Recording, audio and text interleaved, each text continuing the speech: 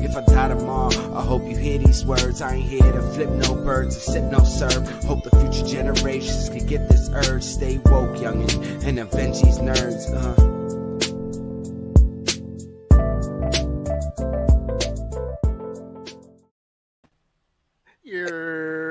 I'm still getting used to seeing my face in the entrance. Say that's new. That's awesome. Thank you. I know. I got so excited when I said it. I was like, oh, let's go. You've been official. Mm-hmm. That's right. We just sprinkle it. That was it. It was still the wait. It was the wait. You know, it was like when you're gonna be in the intro, when you're gonna, and then it pops up, and there's that one episode. There we go. It's Tuesday night, guys. Welcome back to another episode of Nerds Around. It's your boy Sebastian. It's your boy Law. And your boy Tone from across the hall. Of course, last but not least, Vmac. Welcome, guys. Hi, everyone. So welcome back. Oh, And- no, go ahead. Come on. And from dirty Vegas, down from the dirty Vegas, over there with the robot fights and the sin shop, the Mighty Pong. Ladies and gentlemen, and everybody in between, it is I, the Mighty Pong. Hi, Pong. How are you? Man. Welcome back. What's that? So before we Nice jump new in, setup. It looks clean, man. I love it. Good stuff. it is a nice set. Are we joining your show soon? We're doing an invasion on the 22nd. Next Friday. 22nd. It is next Friday. Nice. And because you did man. that, Tone, announcements. Hey. You see the segue. Yeah. So yes, for those who are wondering, yes, next week on Friday we are going to be on the Mighty Pongs Show in Sin Shop. The link is there in the description. We will be there on the 22nd. It is going to be what time, Pong, on Eastern Standard Time, Pacific? Eastern. Us would be 10:30. It's a late night, guys. It's a late night. Yeah. 9:30. How does 9:30? I think 9:30, no? 10:30. for us. 10:30. 10:30. Okay. 9:30. Doesn't matter. It's gonna start. Follow his link. Follow One the of those. show. Get the subscription. Also, too, if you want to, the vote is still open for see who I draw live on his show. So the link is in the description for Pong Show. So follow that on Twitch, and also to vote, you just click on the link that's there for the character that you want to choose. So far, right now, Sith Iron Man is winning. So there are great choices there. It's a strong choice. It is. It's a really he's right behind him. I believe is Dragon Ball Homelander. He has a good second. Also, I'm still sticking with the R2D2 Lego, so I decided to wait. That's right. Oh, wow. I decided to wait. It's Look still at in the box. you. Wow. I'm having self-control. That's a level of self-control I'll I wait to myself do cannot my do. Lego R2. I didn't think it would be possible because you were looking like you were ready to crack that thing open. Every time I think about it, but I've been waiting. You're saving that for the 22nd? Yes, I'm saving it for the 22nd. So it's like it's gonna be a dope. That's when we'll open her up. Man. Ooh. Also, Just too, 10 guys, days. You'll be all right. make sure you are following Law's Twitch channel. He is on Wednesdays, Thursdays, and Sundays. Wednesdays at 3, Thursdays at what time? I have it right here. Thursdays at 5, and Sundays at 4. Make sure you're Look following, at supporting, and you. subscribing on the Twitch. There you go. I'm currently playing. I'm currently playing Outer Wilds on Sunday. The original Subnautica on Wednesday, and on Thursday we're doing Dead Space 1. And if you're not in my Discord, join Discord because this upcoming Saturday we have Community Day. We'll be playing a bunch of community games and all that good fun stuff. Probably dropping a movie or two, so it should be fun. And also, too, guys, make sure you're following the Patreon page. For me, it's in the links. Sebastian Bonet, Bonet Studios. The Patreon link is there. We just had another character reveal, some pages revealed for the upcoming comic that is going to be exclusively currently released on Patreon in the beginning. So all Patreon subscribers will get first access, first looks to the comic, get access to it. More news coming out for it, more stuff. Once we do a little bit of a release party too, once all the pages are out. I want to thank George Medina for doing the lettering for that as well. And finally, make sure you guys are tuning into the Medusa's Cascade D&D podcast on Spotify, andbeyond.com, wherever you listen to a podcast. You get to hear us throw magic rocks. So Seabass wouldn't know because Seabass wasn't there for it. But so this past Saturday dropped the episode where we first got really into it and had our first big fight with the new big bad of this arc. And literally this past Saturday, me and Tone had our fight that you guys will be hearing probably closer to episode 92 to 95 in that ballpark of us finally getting out of that arc and getting out of this goddamn city. It took long enough.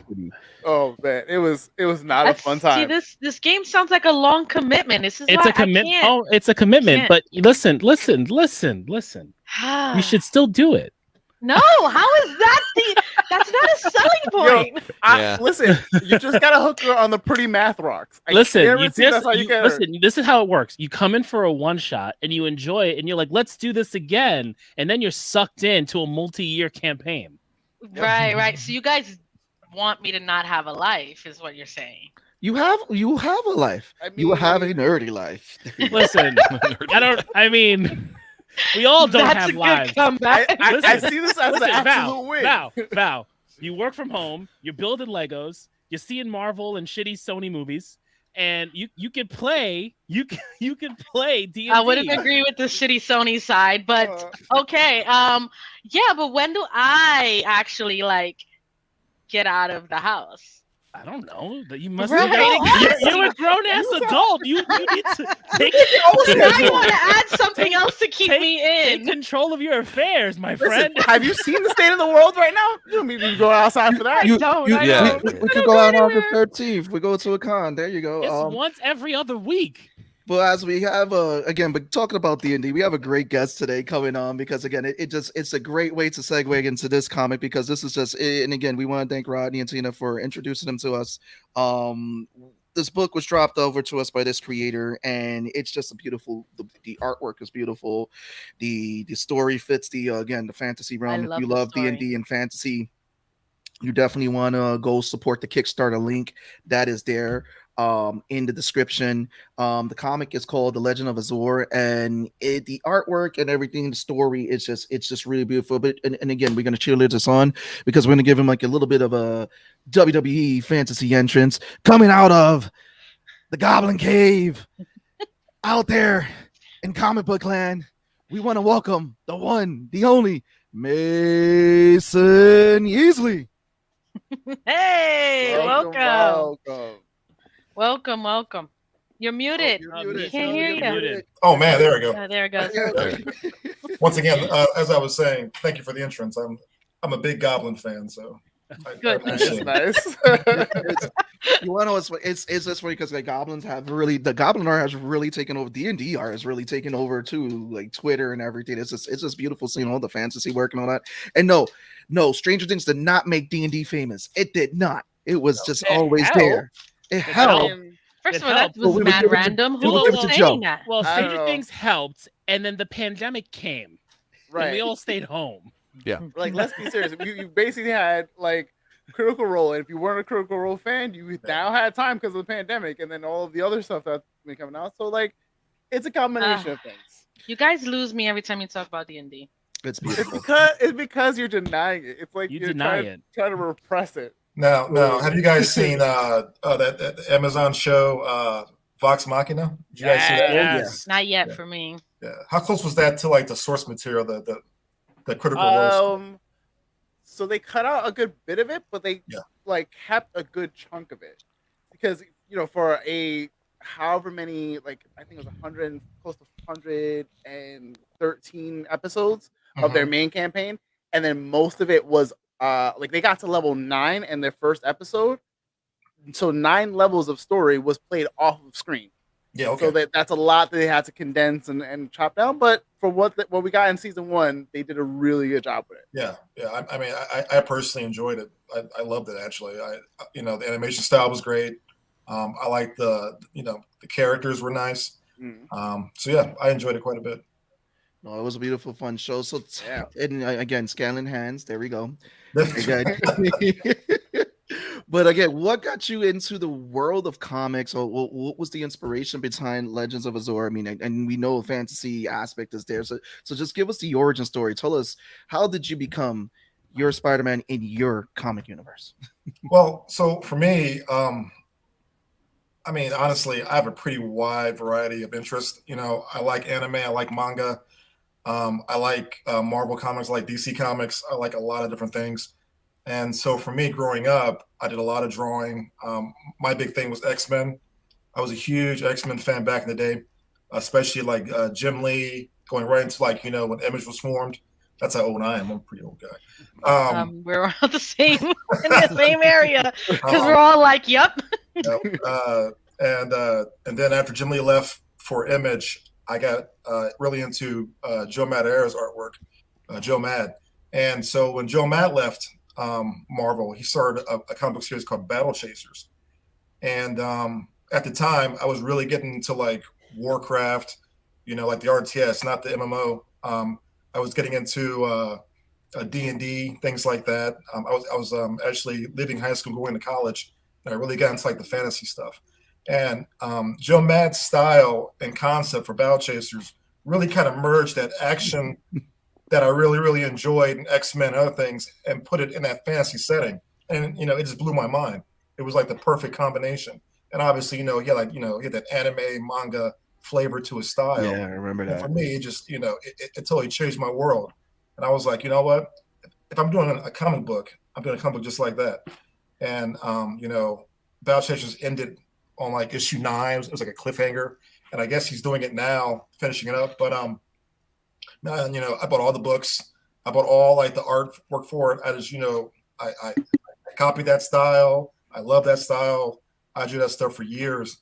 And then around 2016, a guy came along and said, hey, man, I want to publish a comic. You got any ideas for me?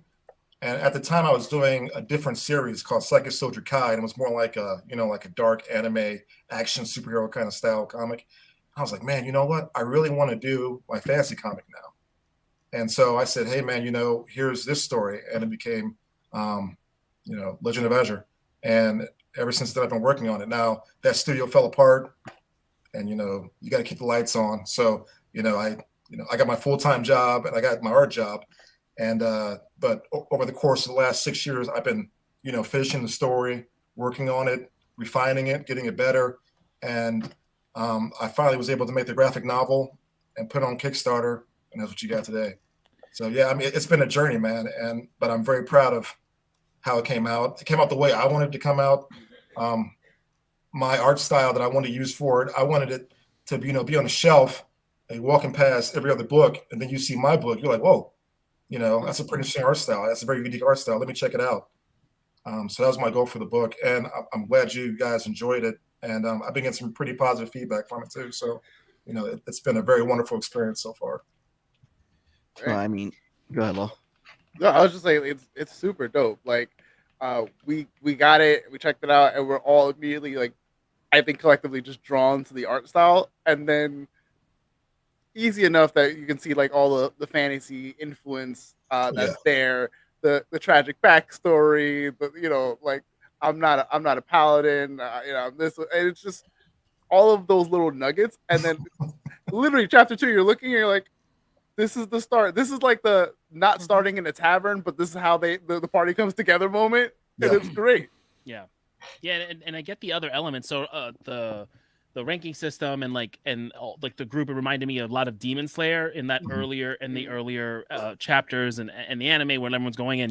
You're this level, and you start from the bottom and you make your way and you find all these different unique groups that have their party and have like their core 4, core 5. So definitely seeing all those influences come together in your comic, and just I'm enjoying the story. Like Law said, the tragic backstory of who their father is, and learning more about like why there's such you've got that 20-year gap, and people don't like his family, and he's trying to redeem his family, and you have his brother. Then you got that twist in the epilogue, which I didn't see coming. I was like, all right, I knew he was cursed, but I didn't know to that extent. So that was also really interesting. And then you have his sister, and what's going to happen when Azure learns the truth about his brother, and kind of seeing what that fallout's going to be, and seeing how the sapphire sword is the key to all of this. So I'm definitely interested in seeing where you take it. And I think I was reading it. So this is the plan is for 4 books. So as of right now, the plan is for about, I want to say probably about 20 issues total. Okay. Well, maybe about 4 books, maybe about 5 books. I'm not a very good planner. For me, I like to see, how a story evolves as it goes along. Like, for example, the epilogue wasn't really planned. what happened was that I got to the end of the story, and I was like, wow, man, what's going on with Oz? Oswald. I tell like this entire story about him going to like a different city, doing all this other stuff, and I kind of want to bring it back full circle to why he's doing this in the first place, and that's where the epilogue came in. I was like, you know what? How can I make the curse a lot worse? And also, how can I take care of that rat, who cheated him in the very beginning?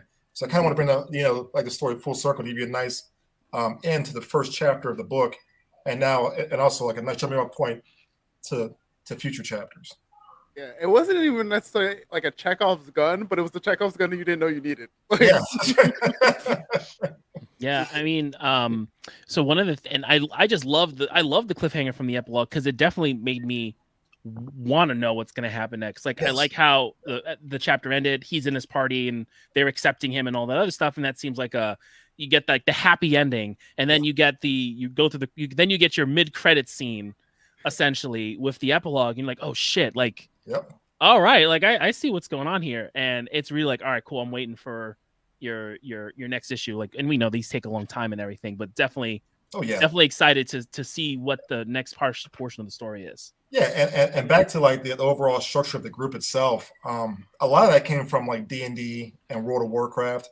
Like I played World of Warcraft for like the last 20 years. I hate to admit that, but I have. We all got something. Yep. Yeah. Nothing to hate to. You shouldn't be hate to admit that. It's a vice. I just can't escape it. But one thing that I always liked about those games was the balance of a group. And honestly, I like to see it in superhero teams too, whereby it's not like like a blaster. Everyone's not like the bruiser. Almost like a nice balance where you got the guy in the front, you got the guy in the back, you got the the person who's support, and it gives everybody that nice balance and roles to play, and from those roles you can build strong characters, and that's more like from my D&D background, where it's like, hey, what can my character do? Okay, they can do this. So how does that make their personality this way or that way? And I think the story really benefits from that. So thanks, D&D. Have you? I don't know if this. Maybe I'm probably the only one who read it on here. But are you guys familiar with Elric of Melnibone? About this soul drinking swords, and it reminded me him having the blue blade reminded me of this story that I read back in high school. And these swords have some sort of soul and choose their master and things of that nature. So it took me back to that. It made me want to look that up. So I absolutely love this story, and it took me back to a lot of different fantasy novels that I read when I was younger. Hey man, that's a great compliment. And and honestly, as a creator, because I drew it and I wrote it, I pretty much did everything with the book, even down to the lettering. Nice. To see that people like enjoy it is like a fantastic compliment, because it's a lot of work. It takes a long time, and to see that you were somewhat successful in execution is a huge it's just a wonderful feeling. So thank you so much. I appreciate it. I gotta just talk about style though, because you have a really beautiful style in your artwork, and it really is yours. Like, you can see the anime influence, you can see the Joe Mad, because if you were a comic fan in the 90s, you definitely were Image fan, and you Joe Mad did that whole crossover with anime and American comic. You have like your detail for shading, the way how you do characters' expressions and everything. It's a very beautiful style, and I gotta compliment you on that. And it really brings this world to life. The color too. Yeah, I mean, I don't want to knock like modern comics, but I grew up on that very expressive, colorful, in your face style of comics, man, where you're reading it and you just want to keep turning the page. And, and you can't take a breath. It's like, from start to finish, it's a ride. And I really try to convey that in my work as well, because, there's times where I read like mainstream comics, and again, I'm not knocking anybody, but, or maybe I am, but there's definitely times where like I pick up a book. And also something else too that I wanted to do with my book was that I wanted to make sure that the cover artist is the same as the interior artist. Because one thing I really dislike is when I see a cover I love on the shelf and I pick it up, it's a totally different artist. And like, it's not even like the same style. It's like a totally different style. And it's just so jarring, and it kind of sucks. So I said, you know what? I'm gonna make sure that my books has, you know, the same cover artist and the same interior artist, which is me. And also, like, you know, I don't like picking up books where, like, you know, it's like a lot of talking heads. You know, it's just kind of boring. You know, I want action. I want excitement. So that's what I try to convey in my comics. But I love the simple fact too is this: is that if everyone takes a look at the image here, it's like, again, there's not a lot of detail, but there is a lot of detail that you do capture. And the colors, the expressions, and all that, and not only that, the way you bring the panels, your storytelling. And a lot of people go, well, you have to be a great artist to be a story. Like, no, it's pushing over, and that also shows your love for the comic and your art style. How long did it take you to come up with the concepts of the characters? Like, for example, is there how many times did you revisit the design for this character? You know, what's funny about the main character, Azure, was that he kind of came out like nowhere. And when I first drew him, like the first time, I just like loved the costume. I was like, I don't know where this came from, but this is dope, and it's going in the comic. So, you know, there wasn't like a whole lot of revision with him. You know, I knew like the look I wanted. One funny thing about the first issue that I did under the publisher was that for some reason I can get the skin tone right. So like the first printing of that first issue, Azure and his father and his brother look like Oompa Loompas because they smell like orange. No. And so I was like, oh man. And like, you know, it was like blue eyes and white hair, and it was like an orange skin. And I was like, man, that's messed up. So I made sure that for like future printings, I changed the skin tone to match how I want it, which is like more like a tan, sandy kind of tone. But yeah, you know, he just kind of came to me, man. This is one of those things where, like, I guess it was, you know, it was always in the back of my head. I kind of knew what I wanted, and when it, you know, when I saw it on paper, I was like, yeah, that's what I want, and I just ran with it. So, and personally for me, I love his costume. I just love it, like that orange with the metal piece. I mean, I don't know where it came from. It just kind of came in my head, and I just did it. So, are any of the characters based on people that you know, or like? Because you gotta like self-insert at least one. You gotta self-insert at least one or two of the homies. Okay, so so obviously, you know, there's parts of the main character that you know, are from me myself. You know, I'm a biracial person. You know, white mother, black father. So I was always kind of like, you know, always had, you know, that sort of like outsider feeling, and also, you know, my father wasn't really in the picture, so. You know, I always had, you know, that longing of like trying to like live up to like who he was and et cetera, et cetera. So the main character definitely has those aspects in me, as well as, you know, wanting to be a hero, you know, wanting to, you know, do like the hero's journey, et cetera, et cetera. The short guy with like the red afro, Bastion, he's based on a friend of mine from college who would always like, I mean, he was like the nicest guy ever, man. He was always like, you know, the big organizer. He was always like one to like go to bat for anybody. You know, just a really nice, likable person. And he was short, and, you know, he had red hair. So I was like, man, so, you know, Bastion's based on that guy. Crimson, the crazy elf mage, was based on my wife. Oh man, that's great. You know, very strong personality. You know, can be volatile sometimes, but, you know, heart of gold. You know, always wanted to do the right thing, looking out for like the family. You know, an alpha, very strong leader. So, you know, a lot of her is in that, and also in Marta too. The black girl, the engineer girl. Yeah. You know. A lot of her is in that too. Very intelligent, very smart, and also a little bit of Marta is from my niece Amaya, who's in Africa right now doing public health. Wow. You know, very smart, very, you know, resourceful, things like that. Sho, the ninja boy, he's just, you know, based on my love of Naruto, and I'm really excited for the audience to get like a view of where he comes from, because he has a very interesting backstory.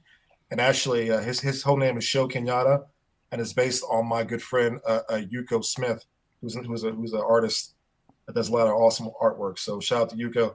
I wanted to blend kind of like, the African names with like, the Japanese culture, like, Yuko,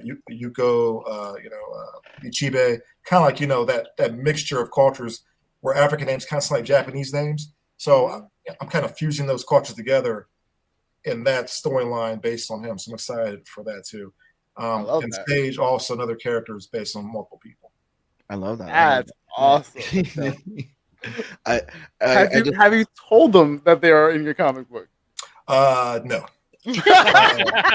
Well, now they know. Yeah. Well, no. That's a spoiler alert.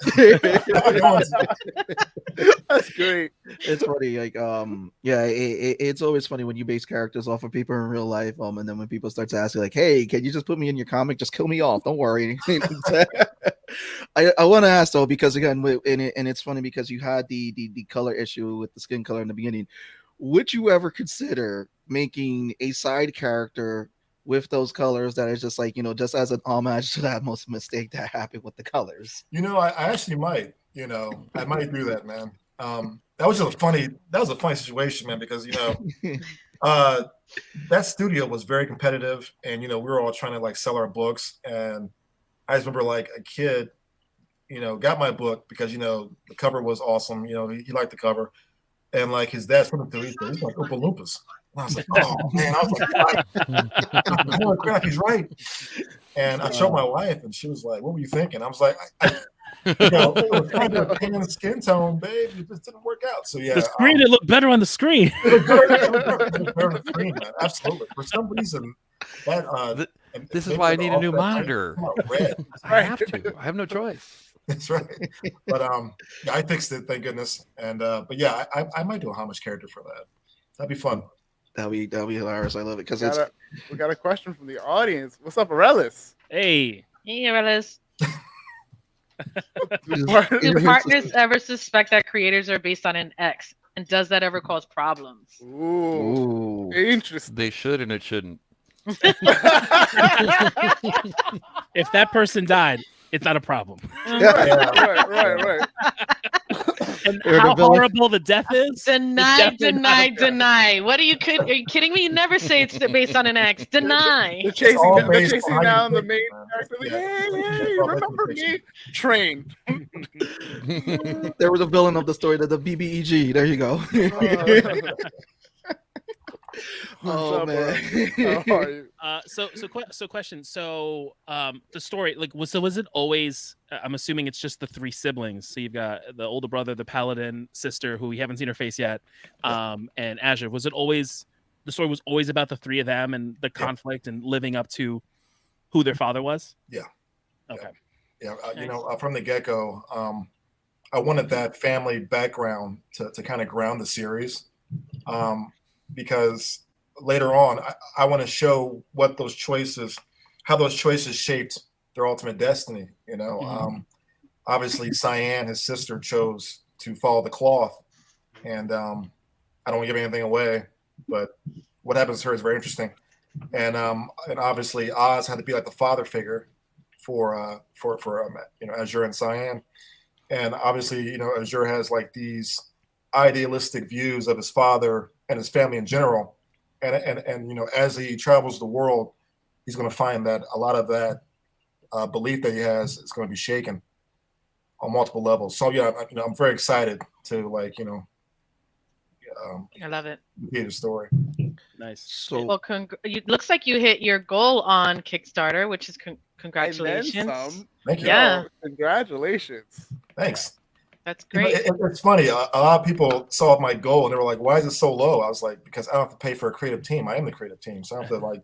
That's fair. Yeah. So all I'm paying for at this point is printing.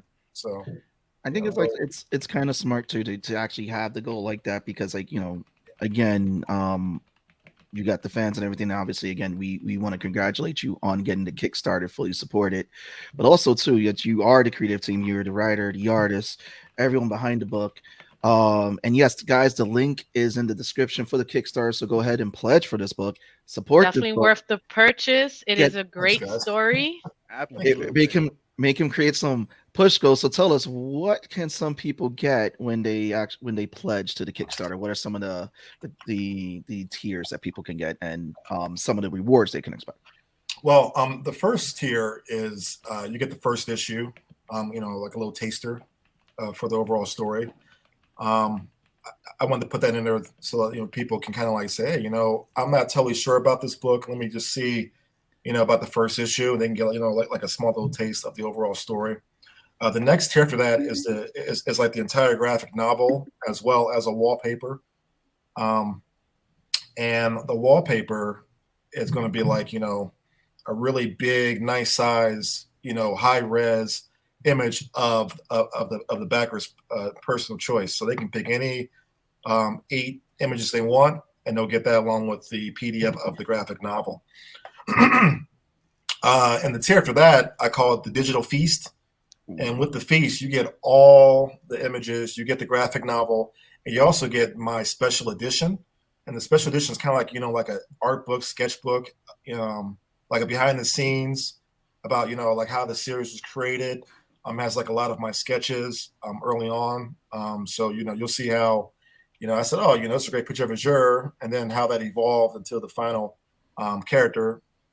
And again, it's not a whole lot of them. It's probably like 2 or 3, but you'll see that. And I really enjoyed putting that together. So that was a lot of fun. Next tier, that's going to be the physical tier, where you get the actual physical graphic novel as well as a mini print of your choice. And the one after that, I believe, is the graphic novel, the special edition, physical, and also a print of your choice. And then for that, you get the prints, like all the prints. Yep, that's them right there by various artists. A few by me. Thanks, Vic. I appreciate that. A few by me. Some of them are by friends of mine, so that was a lot of fun to put together. And you also get the special edition, and that's like the big physical collector's edition. And then there's the actual collector's edition, where you get all the digital stuff, you get all the physical stuff, and you get something called the Hunter's Pack. And the Hunter's Pack is a couple bookmarks, a couple stickers, and a limited edition button from the series. And then I have, I believe, the artist one. I think it's the final tier, and that's the collector's edition, along with, and that's it right there, along with a commission by me that you can commission. It's 8 by 12, and whatever you want, single character. I'll make it look real nice for you. And that's it. And then so much for the fans. Nice. This is awesome. That's awesome. And as you can see, I'm an X-Men fan. Yeah. I Polaris. can see. A lot of fun doing that one. And then we got stretch goals too, and we've hit 2 of them. So physical backers will get a sticker, and all backers will get the 6 by 10 crimson mini print or wallpaper, depending on which one you backed. So, and there's me showing at a convention. My natural There he goes, Mason in the natural habitat. I love it. No, I mean it's beautiful. Right now I'm pulling up the Fry meme of here, shut up, take my money. Because it is a really beautiful book. And everybody who's watching right now, this is one of the Kickstarter process. I mean, you definitely, if you love fantasy, you definitely love anime influence art. And again, Mason's art is just, dude, your art is just, it's fantastic. Again, the shading and everything, dude. And again, appreciate it. And this is just, it's a wonderful book, guys. Please go support the Kickstarter now. Be that Fry. Give him your money. Let's go. Get them push goals. I got one question though. Sure. What's up? Because this is fantasy. Do you have an appendix? Ooh. Yes. Of all the history and the lore. So I mean, Tone is a lore buff. So you know, you so have even all the reads world the- lore. all the details. Like, He even has the to stuff, read like, all when the you details. talk about like the A wiki. sword and it's with the dragons. I'm like, I know there's info there. There's nuggets of info there that are gonna, Yes. Like, give that to me. So you'll get some of that in the special edition, but I do want to make source books. So yeah, absolutely. Oh yeah. Yeah, Oh, yeah. You would I get got- Tone on the lore. That's it. So, with this being like basically a D&D campaign, are you the forever DM or the forever player? And what class do you main? Man, I gotta put you on the spot. honestly, I'm kind of both, man. I like being in control, but I also like living out the adventure, man. So, I kind of like enjoy being both. In terms of class, I'm a tinker, man. I don't know if anyone knows what that is, but I'm the guy who likes using steampunk technology instead of magic. Artificer, Yeah, almost kind of like Iron Man, but like in medieval times. I really, I've always dug that archetype. And actually, Marta, the character in my book, is actually based on that. Where I just love technology and steampunk and gears and all that. And actually, the second arc of the book, spoiler alert, the second arc of the book is going to take place in a city that is high tech steampunk, and it's actually Marta's homeland. It's called Hiva. So that's dope. Oh man, I can't wait. Can't wait. So Mason, we're going to give you now the chance to plug away your stuff, where we can find you, where we can have you back, where we can get your stuff. Go right ahead. You are being plugged away. Hey guys, I'm Mason Easley. You can check out my stuff at Mason Easley at deviantart.com. I'm also on Instagram, me_Mason Easley on Instagram. And obviously you can support my Kickstarter, Legend of Azure, Mason Easley. So feel free to check it out. And feel free to email me, Mason_Easley at yahoo.com. Mason, thank you for that. Thank you again for coming on and sharing your comic and everything with us. Thank you for giving us your backstory. We're looking forward to have you back on next week to talk the boys with us. I can't wait. And Miss Marvel. That's gonna be fun. Man, this has been fun. Like we got a lot of projects that we're excited for, but give us D&D stuff. We're all like, yep, let's go. I'm looking to see which package I'm gonna back. I think I want the special edition, but I think I also want the personal drawing. I don't know. We'll see. I'm gonna look at it. Listen, everyone is pulling up the fry meme right now and saying, "Shut up, take my money." Here you go. Hey, thanks, guys. I really appreciate it, man. You guys have been wonderful. Thank you so much. Anytime, Mason. Thank you. Thanks for being here. All right. Great. Oh, I'm sorry about that. I'll see you next Thank week. you so much. All right, guys. All right. Bye. Bye. All right, guys. So the next is here we go. All right. What are we doing? Are we doing Thor or are we doing Umbrella Academy? I think we gotta go Thor first. All right. So we're gonna do Thor.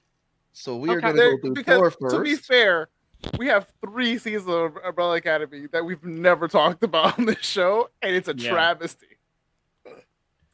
So Tone, are you ready? Oh, are you ready? Are you? I'm ready. Here we go. I'm Here ready. we go. Solo layout.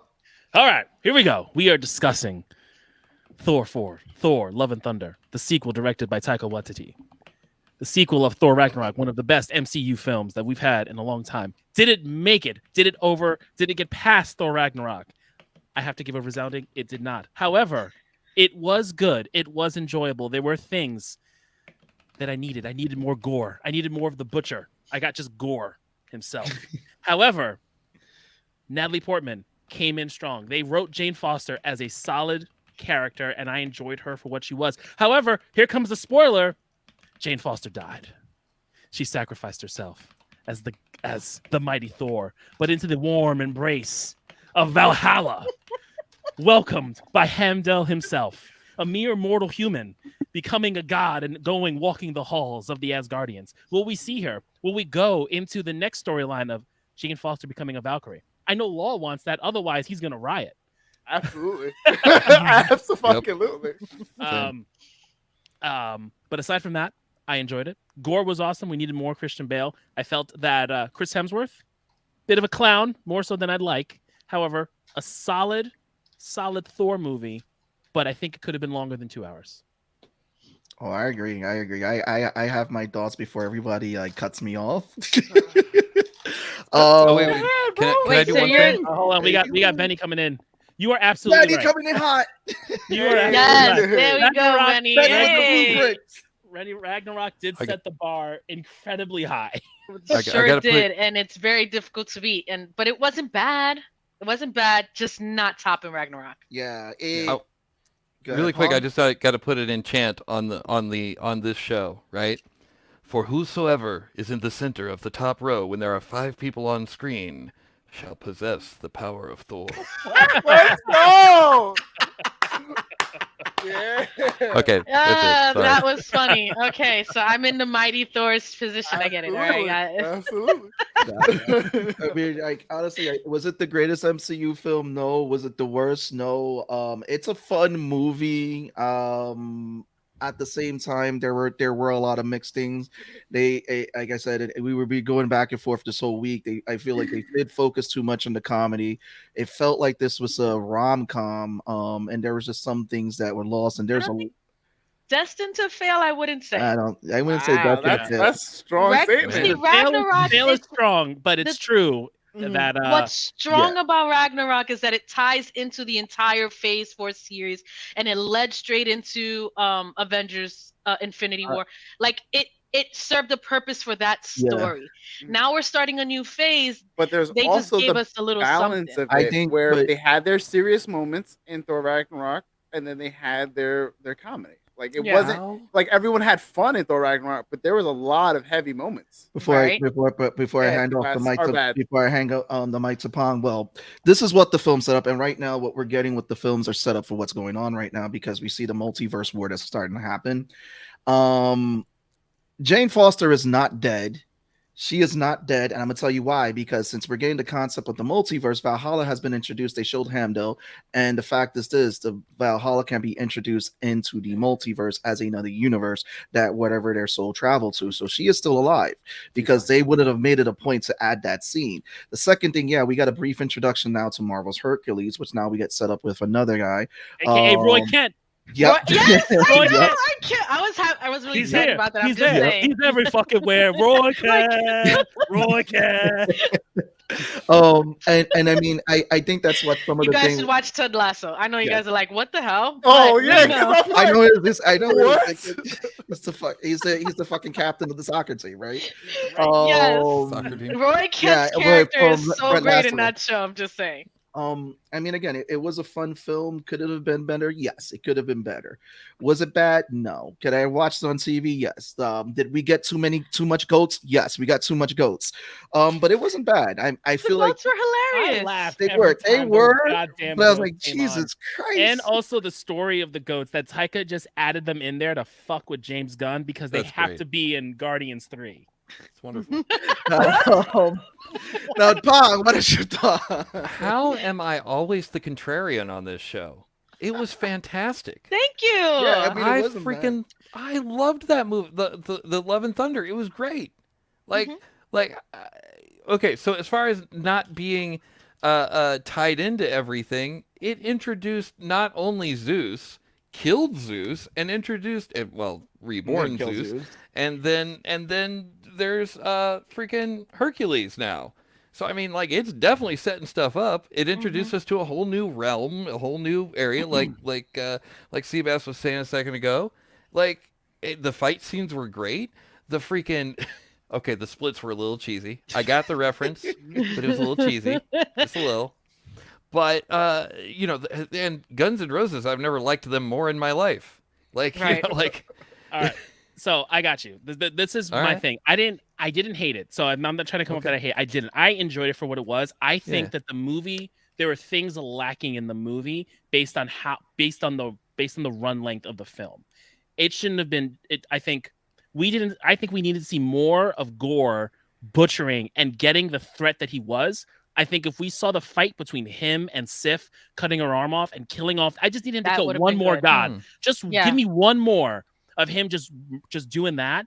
I think All he that would have killed was been his own god. That's all we saw, that's and the only one we saw, and we see hear the him. images. Yeah, but Well- I would have liked to have seen more god killing. No, he only killed on screen. He killed the one in On the screen, first The one killed god. and then Yeah. everyone else was just images off that they screen. show, like, And I think that was he a killed, big like was a 30 big gods or miss. something like that. to get the threat of him, because I think Christian Bale, for what we got, I loved it. I That was loved amazing. watching him on film and watch what they did with him. 2, Valkyrie was not used properly. She was like, I love the scenes we had with her, but the hype behind the story was that we were going to get more of Valkyrie, and we just didn't. Tessa's fantastic actress, fantastic addition to the MCU, and we just didn't get enough of her. I'm sure there's scenes on the editing floor that we just don't have, and the relationship she was building with Jane, I could have watched more of that. Right. I could have watched a lot more of that. I would have liked to have seen that a lot more, especially what's going on before Thor comes in, seeing more of her. And then I would have liked to have seen how she's been helping out with Asgard. I would have liked to have seen more of that dynamic. Well, it's been confirmed that the film, there was a lot on the chopping block, and there were 3 roles cut from it. They were confirmed. The director confirmed. I'm not gonna say the name because I'm just gonna fucking butcher it. He confirmed that yes, Lena Headey. Seriously, Lena Headey. Yeah, you know it. Leela Headey. Yeah, there we go. Okay, I just gave up. That was it. I'm just messing up. Hedley Lamar. Yeah, so Peter Dinklage. That sucked. Yeah. That sucked. Just seeing the stupid hammer pieces move and then we get nothing. I'm like, listen, I got it when we did it in Infinity War and Stormbreaker. We don't see Stormbreaker and Thor makes his entrance, but it made sense because we got enough of Thor. I wanted to see Jane transform for the first time. Right. Also, that would have been nice. we did get cutscenes for Peter Dinklage and Jeff Goldblum. So all 3 were confirmed in the movie, but their scenes got cut. And I think it was Christian Bale too, who also confirmed that he had filmed scenes with them. So I believe that those are scenes that we probably would have seen people who Gore was butchering too, in terms of murdering people, and that would have made sense with that. They probably cut the scenes because why? They probably want to keep more Jeff Goldblum in the MCU. But I think it would have been interesting to see something like that just to get the little bit of the threat and kind of linking back Ragnarok. But yeah, they confirmed that there's a lot of stuff. And I remember too, like how you said, Tone, Tessa's character, Valkyrie, was on the chop. Felt like they didn't, it felt like a lot of her stuff was probably cut too, because they said that. It sounds like you didn't like the movie a whole lot. No, I like the movie. I'm saying that again, that there was things. I think that would have brought it to the next level. And there were things, there were things that they said that should have been in the movie, but it just seems like there was a lot on the chopping block. But again, it was great to get Matt Damon back in there, and also to Melissa McCartney. Luke Hemsworth played his brother. Yeah. Like he literally it's like, oh yeah, I'm gonna play my brother who plays Thor. Right. Which is hilarious to me. Yeah, that was a funny stuff. Like again, it's a fun movie that you could just tell that there were just things that were on the chopping block and that were just missed. So really, your only complaint is that there wasn't enough of it. Yeah, that's literally my only complaint, because you could see where some you of the would have liked a longer movie. And that's the same thing Tone said. Yeah, I did get and I understand right now Doctor Strange and Thor are a setup for what they're doing. So that's why, again, I see the bigger picture. But everyone doesn't feel that way. For some reason, everyone's like, "Oh, it doesn't set up." And what happened? They're like, I think it's everything is setting up. They're like, Phase 4 needs a big bad. Phase 4 needs like a common through line. It's like, no, they don't. Phase 4 has literally been like everything and anything is fair game. We're going from fucking street level shit to cosmic. Why are people not getting that? Everything is Phase 4. Not just one threat, not just one through line. There are so many things happening right now. Trust in Feige. I keep saying it, even when I don't like something they do, like in Miss Marvel. But I trust in the process, and they have not failed me entirely yet. So, I mean, with that said, I personally enjoyed this movie. I think there were some more sillier parts than I needed it to be. However, it wasn't a bad family film. Right. And I think that what it led to and what they gave me, I was happy with. I mean, if you compare it to the first Thor movie to this, it's obviously worlds of a difference. Going into this new process. We're thinking it's going to be, but that's that's only one of the big bads. Well, I don't think King is Phase 4. I think King is like this. I think arc. he's one I of think he's this arc. I think he's like Thanos one. is. Yeah, he's one of the big bads. I think we're not getting Kang until next year. I think that's when Quantumania got pushed up early, correct?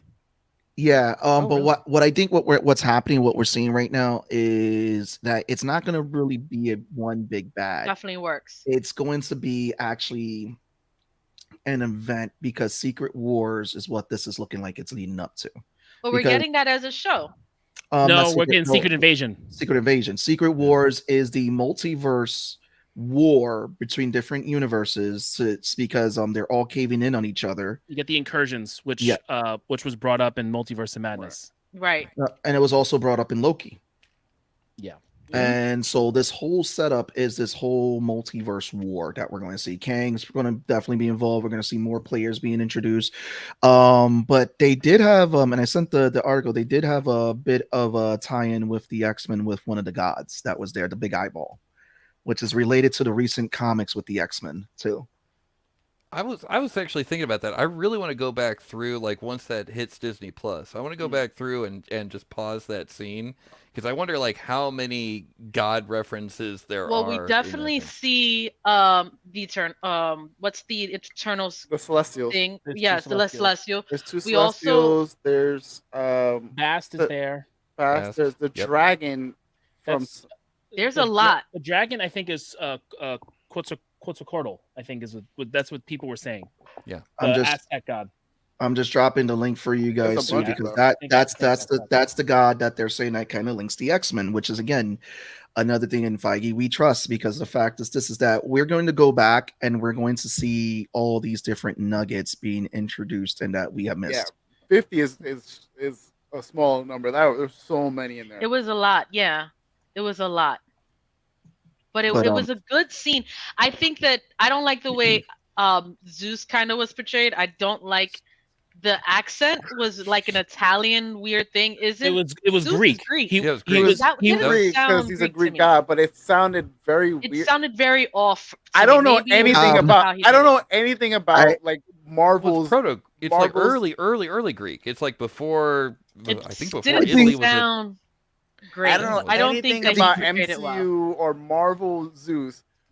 I expect the arrogant asshole because Zeus is always in the arrogant asshole, but it just felt forced and weird.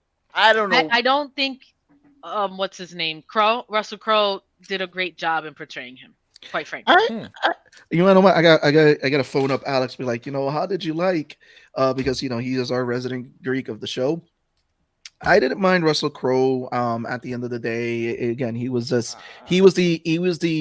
what was it? His portrayal of Zeus for me was that he was portraying why the gods have lost touch with everybody and everything, and how he's like, oh, we're just gonna party, we're just gonna drink, and then the whole thing like, oh, you're gonna be in the orgy and all that. It's like they completely forgot about the people and all that. And it's like, and for me, I got that related more to Gore's story, because it's like, I don't hate Gore for what he's doing. This God should have done him. That's what Gore is. Like like Gore has probably one of the best villain origin stories, and which is why I hate what they did with him. My whole gripe with this movie is like a lot of the stuff where it could have been so much better is where they were like, we're gonna give you a little bit of it and then just let it go, and we're like, there's the source was there, and you guys like just said, nah, fuck it. Well, they did confirm that they were going to change up Gore's story a bit for the movie, and that runs us into the problem with Marvel with just one and done villains. Yeah. Gore is such a good villain to not only have him as a threat for longer than where he was, but even in the comics, your man goes to the future. It goes, oh, I can't beat Thor now. Bet.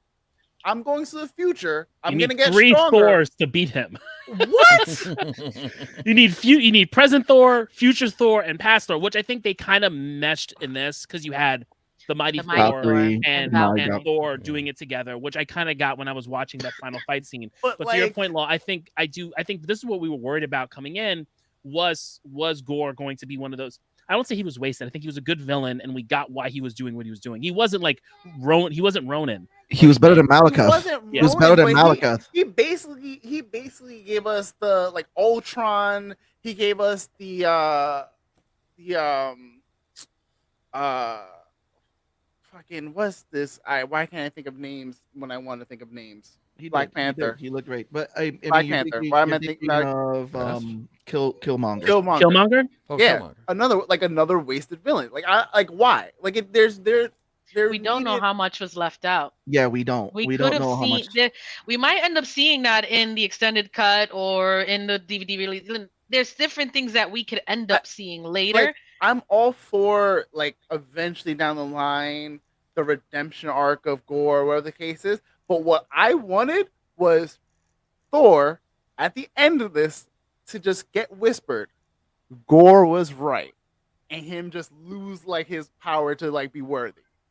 Because that fucks with him for like the long run. We get Natalie Portman. She dies. Cool. Then she comes back as a Valkyrie. Like there's so many parts that they could have done, and they were like, "We're not going to do it." Exactly. Yeah, they don't do exactly like the comics of what we expect. I get it. No, but I think the concern too is that we get these really strong villains, that these hero changing villains, right? And then they're in it for one movie, and they try to do what they got to do for one movie, and then they go away, and we never see them again. It was the problem with Ultron. It's I think the problem with Gore, because I think Christian Bale was done really well, and we just didn't get the gravity of who he is. It was like, we're bringing Gore the God Butcher. And everyone's hyped that Gore the God Butcher's showing up. Like, and even when they were at the place with the gods, when they were at the place with the gods, all the gods were like, ha ha ha, this and third. Like, no one saw him as a threat. So why are we gonna like treat him like he's a big bad that we know he is, and then just wash him? Like, come on now. Well, because Zeus didn't present him as a threat, and they followed Zeus. And so when even though he knew he was a threat, he never thought he would make it into eternity. That's why he wanted to prevent Thor from going into there. The Whisper, we'll never know what was said. Taika doesn't know what was said. Only Chris knows what was said. Oh, so he actually said something? Natalie Portman, when she whispers in his ear, yeah, she is her and Chris are the only two people who know what was said in that whisper. Yeah, but wasn't that supposed to be her new catchphrase? Yeah, but so it doesn't Yeah, and he like said, really I do like anything. it. Yeah, it doesn't. Yeah, I don't think her catchphrase is going to be Gore was right. Right. I think what they're doing is like I was hoping like down the line, like we get, because we haven't seen Nick in so long, and we know that Watu is out there. We eventually get Watcher Nick Fury, which would have been fucking fantastic to see down the line, and then him in that whole like, crazy whatever fight that he has, tells Thor, "Hey, Gore was right," and then he's like, "Well, oh shit," and then Gore comes back to be like, "I heard you missed me." But that would have been fucking great. But that's the thing, you have to look at it. I mean, that would have been great. That would be great as a show too. But with what we're looking, what Marvel is setting up, Gore is not the main BBEG that we see for their series. He doesn't have to be. But that's where you try to be Thor's villain. But that's the thing, like what they're doing with the movie. Hercules Hercules is not going to take. Doesn't make but it's sense happened. No, but it's happened. Best friend by the end of it. But it has happened. But it has happened in the comics. Yeah, because it's happened in the comics. You've had Thor versus Hercules when they introduced Thor. Absolutely. I mean, when they introduced Hercules, we know where it's going. We know that he's going to be his best friend. That still doesn't explain why you get rid of Gore. Yeah, that's what they're gonna do. Right, they're gonna come in, they're gonna fight, and then they may, according to the comics, they may come together and fight Ares if we're gonna do gods versus heroes. If that's what we're gonna do. If they're going to do Dark, because Ares is also in the Dark Avengers, and we're getting Thunderbolts, and they're gonna be tying in. There's so many different avenues that we're kind of getting hinted at that all of us are speculating so many different things. I'm at a point where I'm just gonna let's see what they do. That's literally it, because there's just so many wheels spinning in this machine with the shows, the street level stuff, the fact that Kingpin and Daredevil are coming back in Echo. They're coming back. Do you think that the Daughter of Singularity could be? Yeah, because that's the. I think they showed Singularity as one of the statues. I think so. Also, the back left statue, I believe, was Singularity. But she could also be that too, though. Yeah, Pong. That could be where power came from. Yeah, because if you look at it, like when she was walking, you see the her reflection, that she looks like eternity, and that reflection when she's walking up to her father's body, which was really good. I think they're going to be more with that character, since we're getting a lot of young characters introduced too in a lot of the stuff in the series and in the movies, like America Chavez, the Young Avengers have been introduced. So there's probably going to be more to play with this character. I'm so glad they brought her in, like keep her in, but I would have loved for her to come in just before Gore died, or like let's say Gore died, didn't get to see his daughter, and then that gives Gore a reason to come back because he's like, oh, like my wish didn't come through. Even eternity didn't grant my wish. Fuck the gods. Again, like why do you want Gore to be such a bad guy? because he is. He Like is, honestly, like he has one of my favorite like origin stories of all time. Also, Okay. that run of Thor. I didn't even read it. I just saw the history of it. I was like, oh my god, this is fucking fantastic. But that run and the Mighty Thor run are two very just incredible Thor runs. Some call it, some of the best runs, and like And then it's you just also get he's Christian Bale. It's Yeah. fucking Christian Bale giving us fucking amazing performance. I He think was we really got good. it's this. I think we got the same, not on the same level, right? Because I think Gore was done better than Ultron, but I feel like we got the same Absolutely. thing. Yeah. Essentially, Also, you too, gotta- you have to consider Bale's contract if you wanted to return. I mean, look, I get, but he did 3 But they fucking got the Batman money. movies. Like, But Yeah, like, that was you act Batman like, movies. like Marvel don't got the money. yeah, they made, no, they made $500,000. They made $500 million on this opening weekend. I want to be in the room when it happened. Pong, you have been quiet. Come on, tap I in. have. Well, I'm just taking this of it in. Two things. Thing the first. Benny Blueprint in the chat was saying that it was Death. I wonder if that's how they're going to bring in Deadpool, because if you've got Death, then you got that relationship there between Deadpool and. I mean, and Death. wouldn't we have gotten Death with Thanos? Should have, They- but we we didn't. didn't. I don't know We if, didn't. if Yeah. Marvel. they decided not to do that because it could be. I mean, they toyed it with it at the end of Avengers when it was like Yeah. when he says death and then the actor turns and he smiles. You're like, oh shit, it's Thanos. But like his obsession with death, I think would have been, I don't know, a bit cheesy Yeah, in how we would have Yeah. seen in the MCU. Yeah, they changed it where it was like it was population control. He was simping for death in those early comics. I'm like, I don't. Little bit. Listen, I'm not a big fan of the term simp. So I do have another question then, if nothing else, just to distract from the word simp. So here's a question for you. If I were a god, here's my question actually. So why in the world did Rapu, that's Gore's god in the very beginning, why in the hell was he a dick on purpose? Like, why would you do that? Like, you've got one of your Because followers gods are here. omnipotent who don't give a shit. They don't have to give a shit.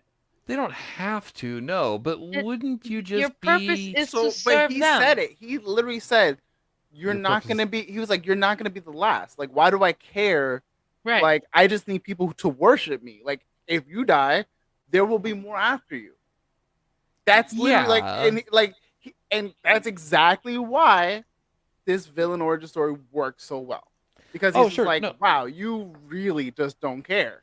Yeah, that's true. Yeah, I guess if he wouldn't have been a jerk, then the whole story wouldn't have worked. It's just like, Right. Even though you don't care because there will be more, there is diminishing returns on that line of thinking. I think even in the comic, it wasn't so much that he said it was something. It didn't go down that way. It was like both gods were clashing, and his god said something to the effect of like, "Oh, help me, save me," or whatever the case is, and he was like, "Where were you when my child died, when my mother died, when my whole people died? Like, fuck Yeah. you, like, bye," and just off them. Right. Which So what was it? again, valid. Like, Yeah. I wanted that So- so badly, man. Like, So We, Tom, Yeah, what we was- always want. I mean, that's Yeah. one of the understand. things. is our Understand. expectations get higher. My thing with MCU is like, I love a good villain. Y'all know that I've been just rooting for like, give me a good, solid villain, and they keep Yeah. fucking up, and I'm like, This is why I you think- like I think- Batman, because Batman has solid villains. They for the do. most part, like, That's what creates that. That Batman hangs off of his villains. I think what we've been seeing as of recent, because when Marvel started off with their villains, people were like, well, there's nothing relatable with their villains. We're starting to see something of them trying to humanize the villains now. Yeah. When it came with what was it, Shang-Chi's father, we saw that where it's like you couldn't hate him for what he did. I mean, he was still the villain, but he did it because family. Thanos was basically an out of control Eternal. He knew that the Celestials' plan was went to the extremes to stop it. As far as the origin, I want to see how he killed the person that held the Necro. Ooh, yeah. That would have Oh, been. and I think you mean in the beginning of the movie? Mm. I mean, I think it was at the point too where that person's corruption by the Necrosword had gotten to them, Yeah, Yeah. and Because he was just easy pickings. Yeah. Is the Necro sword? Isn't that the sword that was made by the symbiote, what was it? By Null. Zero? By Null, yeah. By By Null, Null. and it's linked to the symbiotes, but they're not doing that because of Sony. Yeah. Well, Again, don't forget so dumb. at the end of the Spider-Man movie, a piece of the symbiote was left in the MCU. Yeah. But that's the Venom symbiote, which is the one symbiote, not the cosmic symbiotes Right. that come to like to literally Earth. when all of the Celestials and all the gods were made, Null was like that void person, was like, Yeah. "What's Yeah. up? Run these hands." Like, so that's the thing. So if like they gave us Null, I'd be so If happy. they gave it, yeah, I was just gonna Yeah. say that. That'd be crazy. If I we thought- get I- Null, and I don't think even we'll if get we that got the anytime name. soon. Like But even they if we got fuck the it up. name, even if we got the name, They will. No, right? Like you don't even have to bring up the symbiotes because I don't think Sony has Null. I think it's just and you mentioned the symbiote. So you mentioned that the thing came from Null, and we're like, oh shit, that would have been enough for me. Just to get that little bit, and like we know anything with Spider-Man, they've got to finagle their way in, and I'm cool with waiting for that to happen. Yeah. We know we're gonna get a Venom at some point or anything, but just giving the But origin. that also gives us like um, credence for all the cosmic stuff that we're going to be seeing anyways. Because his whole beef with like the Celestials and all of them is like completely tied to what we are seeing in the new phase like coming up. So you have that going on. What Tone said about like Venom and Spider-Man, like that's happening too. Like all these little nuggets all at once, and we're like, that could just It'll happen. make sense when So- they piece it together. Yeah. Again, I trust in Feige. I have to because mean, otherwise I I know- would be mad. I I don't wanna be mad. I don't not trust in Feige. I didn't love this movie, but I don't not I don't trust trust Feige. Sony. I don't. I super. we're don't skipping trust- that. We're skipping that. But Sorry, my- Val. I would say like Why you want to Taika- start with me, bro? Why Taika were you- just Oh, listen. Taika just didn't do it this time. Oh man, I think- I Taika- wanted to say, Chris Burgos, if you were out here listening to me and you came on and you expressed so much why you hate MCU Thor, I understand right now. In this moment, when I watched that movie, I understand your plight. Don't trust Understand. Warner Brothers. Right, Oh, exactly. absolutely. Listen, No, I don't think that. Darn, I missed my thought. That threw me off. sorry. Never mind. I can't What go did as you far say as to say before? I don't like Thor. I can't go that far. I can, Yeah, I I wouldn't don't- say I I like don't like it. Thor. No, I- absolutely not. I think people are just like I think if folks are reading the Thor comics and you're going by the Thor comic accuracy, I think it's the comedics that Taika brings in and Mhm. Chris Hemsworth is really good with because Chris Hemsworth is very good at it, so it doesn't come off as bad. But if you want the Thors we get in those comics that Gore comes from, we're not getting that from Chris. I think that's a fair assumption to say we are not getting that version of Thor. We are getting, as Benny had pointed out, the jock, the Yes. Right. and I think But it still grants know. some level of like realness and like some like Yeah. his heavier moment. Like we've seen him throughout this entire MCU run. Fucking look at him in Infinity War Endgame. Like, Right, but you that's I different think because Taika those I are has- want ensemble. that from him. But those are ensemble films. The thing is that they're saving a Taika lot of is- stuff for the ensemble films. He has a distinct Yeah. style, just like Sam Raimi has a distinct style. I would not put that on Thor. I put that on the director. And I Right. just feel Yeah, like absolutely. his run on this, I'm a little bit over it, to be frank. But I don't think what they did was horrible. I'm not mad about it. I enjoyed it. I just think it was a little too much comedy, but enjoyable enough. Also, like so. again, Do you think for Thor 5, do you think Taika should step back and let another person take over? Yes, absolutely. I do. if they I let think another, that I'm good with seeing enough of Taika. At least with the Thor, do something maybe with Guardians. Maybe just join up with Gunn. I don't know. I don't want to see him in another Thor, please. well, Guardians is going to be the last gun movie for Marvel because the I Guardians. think 3, that's Guardians it. is the last Guardians movie because Movie. from Yeah, the way all those actors are sounding. they're Oh done. my God. What? But What yeah, happened? Did I David- miss something? Dave Drax- doesn't want to do it. Dave Bautista's out. I think Yep. Bradley Cooper apparently may be out with Rocket. Why? I mean, he's been doing this since And 2014. that's got to be a strain on the voice. Like, You let's know? be real. Um, And I then mean, Chris- I think Chris Chris Pratt- Pratt. I think will still do it for a while. he'll still do it. He'll still but do it. Check who- Chris Pratt. who Twitter is roasting come him up with right it. now. Pong's for gonna the be happy. Why? Pong Pratt- will be happy. He hates Pratt.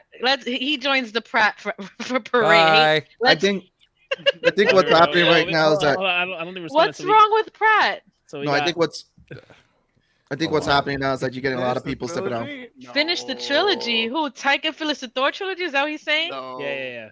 Nah. Yeah. Kill then kill Thor Thor. off? Wow. No. I wouldn't kill Thor off, but minimize his need. Hercules takes his place. I want to see where like Thor spends so much time off world that he becomes what we see in the comics where he comes back and he goes, "Oh, what has it been like?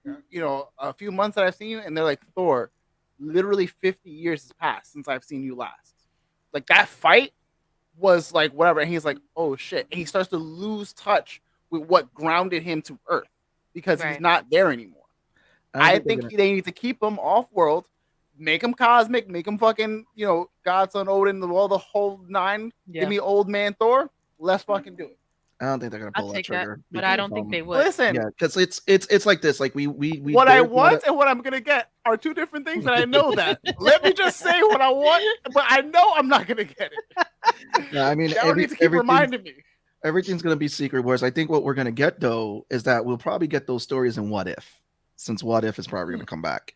Because don't forget, What If touched up on a lot of fun stuff. Oh, What If is coming back very soon? Actually, I think they pushed up the release date for the second season, right? Really? Yeah, and I feel like we may get some of the stuff that we want through What If, because What If is probably going to introduce more concepts of alternate universes. Like we saw Captain Carter, and what happened? We saw Captain Carter return in Doctor Strange. I really need more Captain Carter. Well, different Captain Carter. A different Captain Carter, yeah, because again, the multiverse is vast. Listen, that What If Captain Carter wasn't going to get taken out like that. Yep. That's Marvel's Love, Death, and Robots right there. What If? So don't be surprised if we get a Gore story, if we get another Thor story, if we get more Party Thor. Oh man, I want more Party Thor. I don't need any more Party Thor. I'm over Party Thor. I don't need no Party We're Thor. totally okay on You're that. over right, Darcy listen. Duck? Are we over Darcy Duck? I'm over all of that. Listen, I need Thor to have his arm cut off, and you take the Sentinel gives him the arm that he has, but they're gonna do that with Lady Sif probably, since Lady Sif lost her arm. So And they'll give what her the is Sentinel arm. I also feel like Lady Sif keeps getting like the Shafted? shafted cameo role, and it's whack. Because like you just coming in first there of all, for like they 2 seconds. X'd out the every Warriors fucking- 3 in Ragnarok in like the first 5 seconds. So you screw that up, and now all you left is Lady Sif of one of the notable Asgardians, and even bring her in Loki for like the 2 seconds. Can we say she's just lucky? sprinkled in everywhere? No, can we say that she's lucky that she continues to get roles, because she was originally also too playing Lady Sif on Agents of S.H.I.E.L.D., and we know where that's at in the MCU. At least she had some airtime. Yeah, she had Right. airtime. I mean, but it's she like, she wants to be the character. We know that she was doing Prison Break, which was why she wasn't in Ragnarok, and thank God, because Taika would have killed her off. I think that's the only reason she's still alive. Yeah, is because she was doing Prison Break. to run out of prison. Yeah. No, because she was like busy in another film, so he couldn't kill her off. So like that's the only thing that kept her safe. She was on Asgard break. That's it. Asgard break. There you go. But yeah, I mean, we may. I go. It would have been interesting, like if they did like with something with Tessa and Lady Sif, where that was the queen that she was looking for. Because I remember that was one of the rumors, is that a king is looking for their queen. Which that was what they had rumored what was going to be. That Tessa's was a story. fucking lie. Yeah, but that they is definitely not what ended up happening. For 2 seconds, I thought that they were gonna do Mighty Later, Thor later.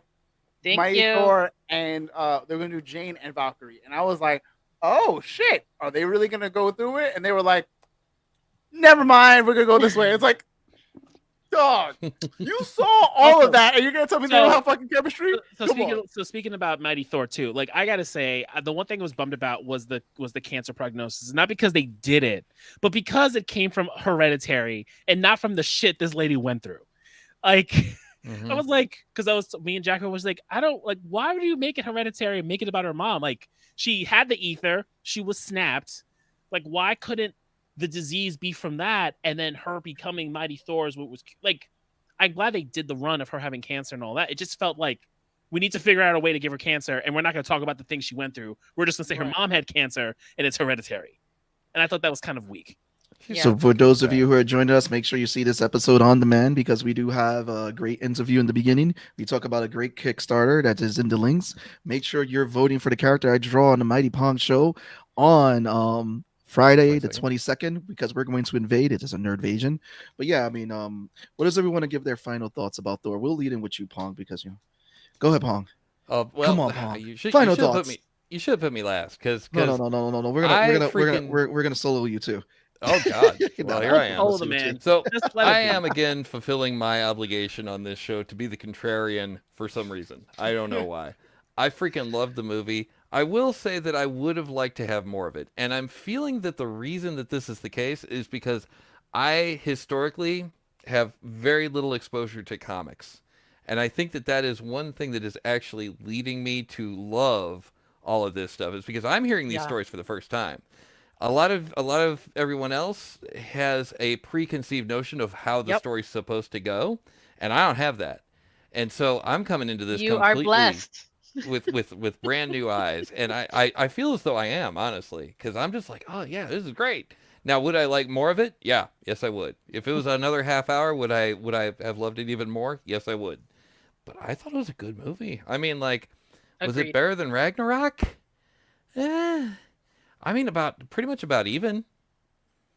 I would think say a close second. If you got a fresh take on it, I can understand that. But I think because of the addition of Hulk with Sakaar, also with the tie-in with Thanos, I think that it made Ragnarok better, kind of thing. Ragnarok was a fresh take on Thor. Yeah, gave it new life to a franchise that otherwise was like the first two movies. Everybody was like, and then like the first movie was okay. The second one was trash. Oof. And then we But got the third one. Ragnarok Everyone was like, just "Oh shit! amazing. Like this feels good," because you let him be funny, but you also gave him the serious moments that we wanted and needed, and had all the things that connected him and grounded him for who he was. Yeah, That's all we like. That set the precedent, and then we didn't get that here. Here they were like, we're doubling down on the comedy, but none of the other serious parts, and we're like, no, give us back some of the other stuff, because you're just gonna breeze over, like to Tone's point, like her cancer. Like why? Right. I agree. I have a spicy take. Go ahead. It's your time. This is all spicy takes tonight. Pong spicy takes. I don't know if you knew that. So here's the thing. Someone needs to take Chris Hemsworth aside and tell him that he wasn't really that funny when he played that character in Ghostbusters. Oh, he wasn't. He wasn't. Because he's bringing that energy into Thor. And he needs to get that out of here. Don't be the ditzy guy. So it's funny. My son called that out. He's like, why is Thor such an idiot? Yes. I was like, dude, that's the reason why a lot of people aren't happy with the movie. Yeah. So like, stop doing that. That's my same beef that I have with Chris Pratt is in the Marvel universe, is because he never freaking learns. But I don't think that's the actor's fault. It's not. No. Okay, that's fair. Okay, someone needs to take all the directors aside and say, directors, writers, everyone else who said that was a great idea to continue. Yeah, stop it. Yeah, he's the mighty Thor. He's Thor. He's not a mature arc. Like he learned, he grew, he developed as a character. Just to have him revert to like this whatever we got here. Yeah. And that is another complaint I do have with the movie. Is I saw a thing where it's one of those Vanity Fair things where they break down the scene or whatever, and he says that basically Love and Thunder is Thor's midlife crisis. Well, wait a minute, Wasn't don't we keep that having in that? That was Endgame. Avengers? Right. He gets he's gains weight. He's upset. I thought we had that already. No, a 5-year midlife crisis. No, I don't think that was the midlife crisis. I think that was his failure. Yeah, that was more PTSD.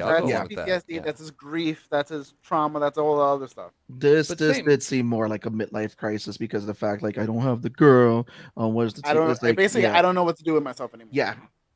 I don't know. No one loves me. It didn't need to be this overly comedic force thing. Yeah. I mean, again, it felt like they were trying hard for this to be a rom-com. That's what I got from it. I didn't hate the movie. I saw some points where they missed. I do understand that there's a lot of setup that's going on with this movie. Again, it's not one of the worst Marvel movies. It's not one of the best. It's a mid-tier Marvel movie. To Relis's point, the fight scenes were great. Yeah, that's what I said. It's a mid-tier. It is a mid-tier Marvel's movie, and it's better than what most of DC has come out with. Let's be honest. The bar is so okay, low. okay. Can we stop? Can we stop? There's no listen. We rag on Val and Pong for seeing Sony Marvel, but at this I point, didn't say. we I know- said DC. I Look, said let me Sony. finish my statement. We rag on the two of them supporting Sony Marvel, and we talk about DC and all this. And we, at the end of the day, we know that the MCU is just a superior product for what it is. At the end of the day, it's just it is what it is. Like, Yeah, it just is what it is at this point. So it's a superior product. Sure, no one's disagreeing with that. yeah, Why? But Why? But if I'm Why? outside of the pub and there's a pizza cart Man, this is- and I really want a piece of pizza, well, there's Morbius. It's here. I hate you. I just stumbled out of the bar. It's been months since I've had a piece of pizza. Hey, it's right there. It's $1. Sure. It's Morbius. Why not? It's Morbin time. Let's do this. Oh, God. You go have your midnight Las Vegas pizza, my friend. Okay. He's gonna go to Original Ray's. No, not that one. The real one. There is no Ray. So, with Thor being done, I guess we're jumping into all the seasons of Umbrella Academy. We Oh can man, heavily emphasize season 3. Heavily Yeah, emphasize heavily season say three. We don't need to because we've do never it. cut It is 10:22 in the evening. We do not need This to is do not seasons fair 1, 2, and that 3. we're not giving Umbrella Academy its due attention. I'm just saying right now. No, we give it its attention. I'm so glad that Val I'm- has finally joined the I'm group not because saying- once I mentioned that we didn't do the first 2 seasons, I she was am like, so excuse me? What? No. How have you never given time to Umbrella Academy? And then you want I- to stick I it in for like bring the it next up. 30 minutes? I bring it That up is a every strong point. season. Listen, I'm not Every saying- season drops Hold and I on, bring it hold up. on, hold the phone. First of all, I'm not This saying one hasn't we even do watched it. 30. I never have. finished I'm it. only This 4 one episodes over there. This one hasn't even finished it. Wait. We can Don't move put that. that evil 3. on me, Ricky Bobby. We're gonna put you on blast. This one right here. Yeah, this one right This here. one right here. This So- one So, right wait. here. I'm gonna look this up. So, ladies and gentlemen, I have not No. finished No. Umbrella Academy. Stop it. You know what? We're gonna shame you. So, the show- I mean, we Season could totally give Umbrella Season Academy its 3. own episode. can. I honestly feel like we have enough content to cover. It deserves the attention it needs, and I am voting for its own separate. I'm down. And- I'm down to talk about it tonight. I just Right. don't think we need to do. We're not gonna all give of it justice. Season 1 and all of season 2. We are can't emphasizing do that. season 3. I think. No, we can't do all 3 seasons. Yeah, in we 30 can't. minutes. That's yeah. ridiculous. I think we just talk about it, and then that'll be because we don't know. Hey, what I gotta say is- a lot happened in this season to give it. Let's what? talk we're about it. giving Go it ahead, Val. A Go half ahead. hour. Go ahead. Is that what we're No, doing? I didn't say we stop at 11. Wait. Yeah. I never said that. There we go. I guess. Val. No, chill. I never said we Oh, stopped we're at 11. done. All I Okay. said Is was this we what could we done? talk about it. All right. First of all, I need some warning when you're gonna put me on the spot. No, that's the But- whole point of the spoiler warning tag, fam. You got to come up with off the cuff. All right. So this is what we got. We're talking this most recent season of Umbrella Academy. We see, what the heck, Victor? What was the name before? Vanya become Victor. We have the kid come back as an old man 50 years later. Also, everybody comes back to a whole new reality. Klaus is immortal. Like, who knew that coming? I didn't know that was coming. We now see the Sparrow Academy. Ben is back. A whole new group of kids with powers, and the psychoness ensues. Oh, and we thought this kid Carlo, what's his name again? This kid, Diego Diego's has a kid, and then find out he's not really the father. It was a whole Maury moment. Yes, But We also got 2 Bens now. 2 Bens, no, 1 Ben, because last Ben died in last season. He's gone. That end of the season, that last thing, we see a Ben on the train in Korea. That's the No. same Ben. What are you It's a saying? different- different Ben. That's Sparrow Academy Ben. That's Really? Sparrow Academy Ben. Yeah, it's not the original Ben. It's Sparrow Academy Ben. Yeah. That's not 2 Bens. So their Ben, Umbrella Academy Ben, died when he saved Vanya in last season, right? He crossed over. Now they come back to their timeline, but their timeline is no longer their timeline. It's completely fucked up because of everything they did in the 60s. And now it's Sparrow Academy. This Ben never died. this Ben is alive. So this Ben But at this- the end, But that Ben came out the portal with them. yeah, because he was with them already. Right. I think they're alluding to that there's a Ben that they brought out with them, and there's a Ben that is with them, like that's already in that timeline.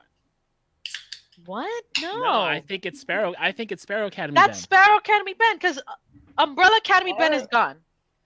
Yeah. Right. I So think there's they not have two Ben. Sparrow Academy Ben, and then this timeline reintroduced the Umbrella Academy Ben. Yeah. I don't. You mean- I No, it didn't wouldn't be. catch It that. wouldn't be Umbrella Academy Ben. It probably would be. I thought could have sworn they confirmed that the one we saw in the epilogue in the train was Sparrow Academy Ben. Okay, That- we're not I'm gonna- pretty let's not sure. talk about that. We're going through the whole thing. So you know what you should have done for the spoiler alert? You should have said Klaus is dead. No, he's not. Yes, he is. No, he's not.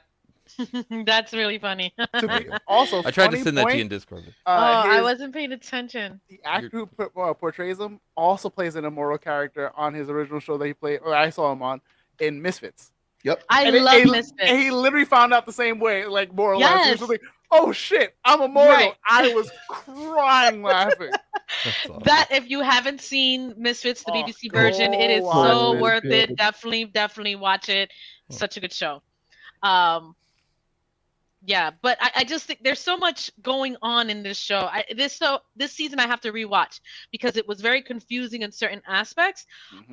Especially with them coming back to a new timeline, everything being completely revamped or renewed, and then trying to understand what actually happened with what's the old Everything. dude? What's the old Reginald? dude? The kid that Five? became the old dude. 5. No. No, that's all. The kid he saved, Victor's kid. Victor's Oh, kid. He's an old man now. The one who killed their parents. Hold on, I got you. It's See, I got it. Yeah, you see, this is why we Lester need Pocket. to do it when we watch it. Lester Pocket. there you go. Lester Pocket. Well, that's the nickname he used. That's not his actual name. Harlan. Thank you, Harlan. Relis. Harlan. I- Thank you, Relis, for the win. Thank you. Yes, you guys. I Don't you guys? know it's so me too. Listen. You can't blame me for anything because I'm already bad with names. So I'm a fuck. You didn't even Alright. watch the show. I did. I'm only 4 episodes away from finishing. There we go. Anyway, now what did you think? I enjoyed this season. It was a bit confusing, and I need to rewatch it. Okay. Okay. Confusing how? No, I want to because it's been a while since I've seen the last season Oh, okay. prior. That's what Okay, I'm saying.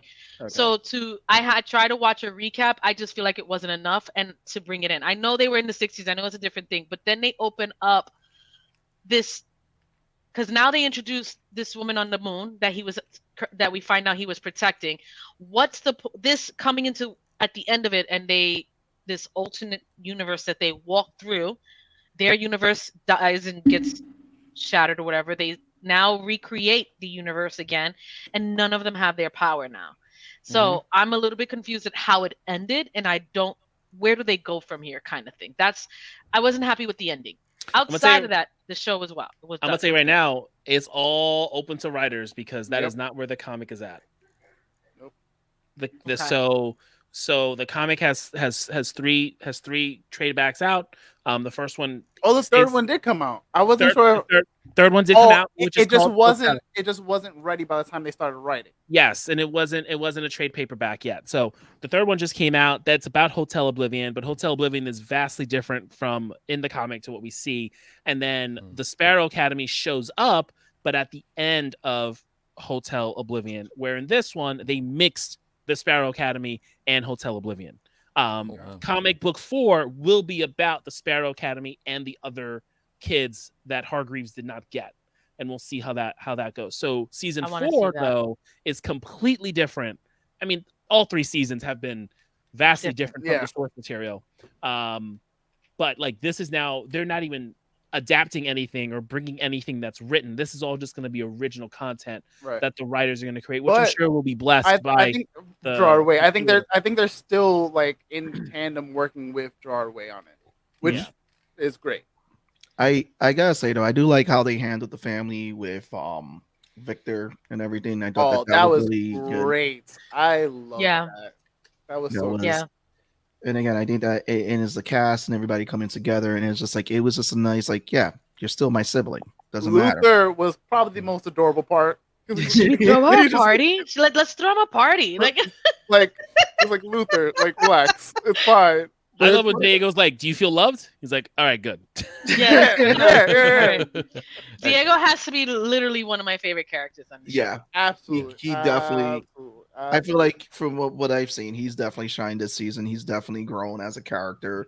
Diego is the brother who is definitely the Klaus Klaus too, family. actually. Yeah, they all like Actually, Klaus. 5 also. I like everyone Yeah, I except for Rumor. Allison sucks.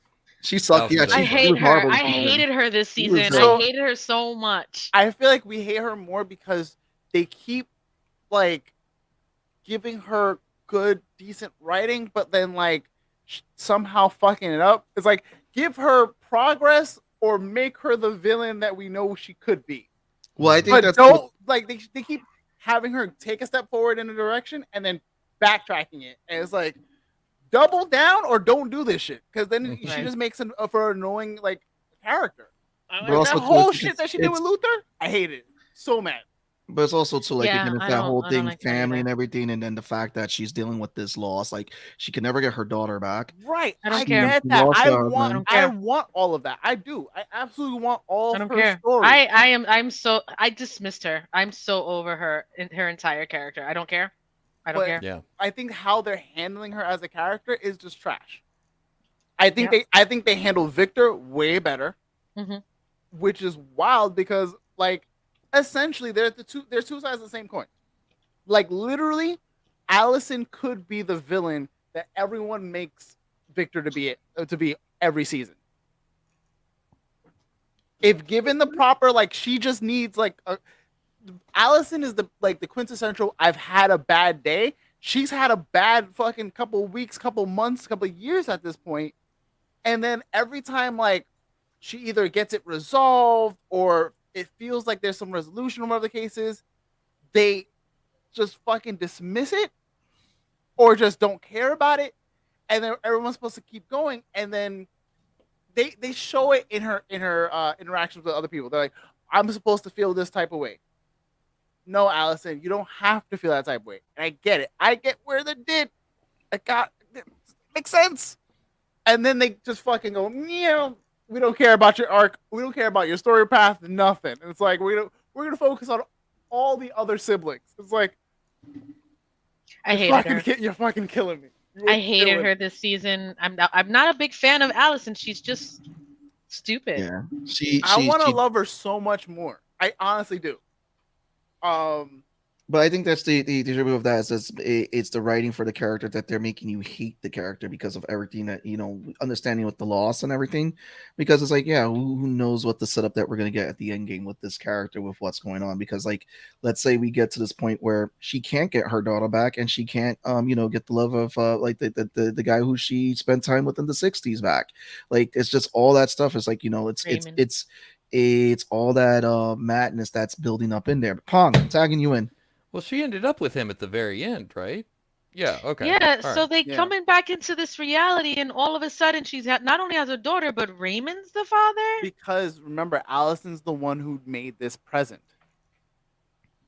So why No, take it was away hard. all It their was powers? It was Hargreaves' present. It was Allison just finished the thing. It was That's what I'm Hargreaves' saying. present. But Yeah, like yeah. she still had enough influence to make whatever decisions she could have made for herself. I almost wonder if that was part of the deal that she made. Yeah, no, I don't Possibly. think Allison. From my understanding, Allison didn't do anything with that machine aside from just push a button and finish it. Hargreaves. Everyone's kind of speculating that Hargreaves' plan the whole time was to do this to the kids, realizing that he was a shitty father, and why he killed Luther because he knew he was going to bring him back. And the deal was he gave Allison what she wanted specifically because she helped him. Yeah.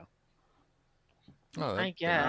Okay. Yeah, I don't think Allison had no idea how to work the machine. She just knew click on this thing to finish, and then she was Gotcha. like, "Trust me," But I don't think unless the machine works off your feelings. But it didn't feel. It didn't okay. feel like that. It felt like Hargreaves knew Was what the he was whole doing. point to get this lady from the moon? His wife, yeah. Yeah. Yeah, because I mean that is how it ended. But he's Maybe a- that's what it was. He wanted to rebuild reality with him ruling everything, and in exchange for that, you can have your kids and your husband. Yo, Hargreaves is a dick.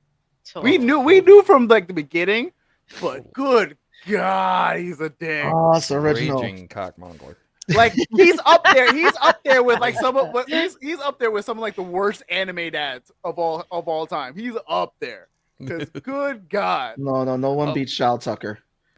So, No, but he's up there. He's on the list. He makes the podium at least.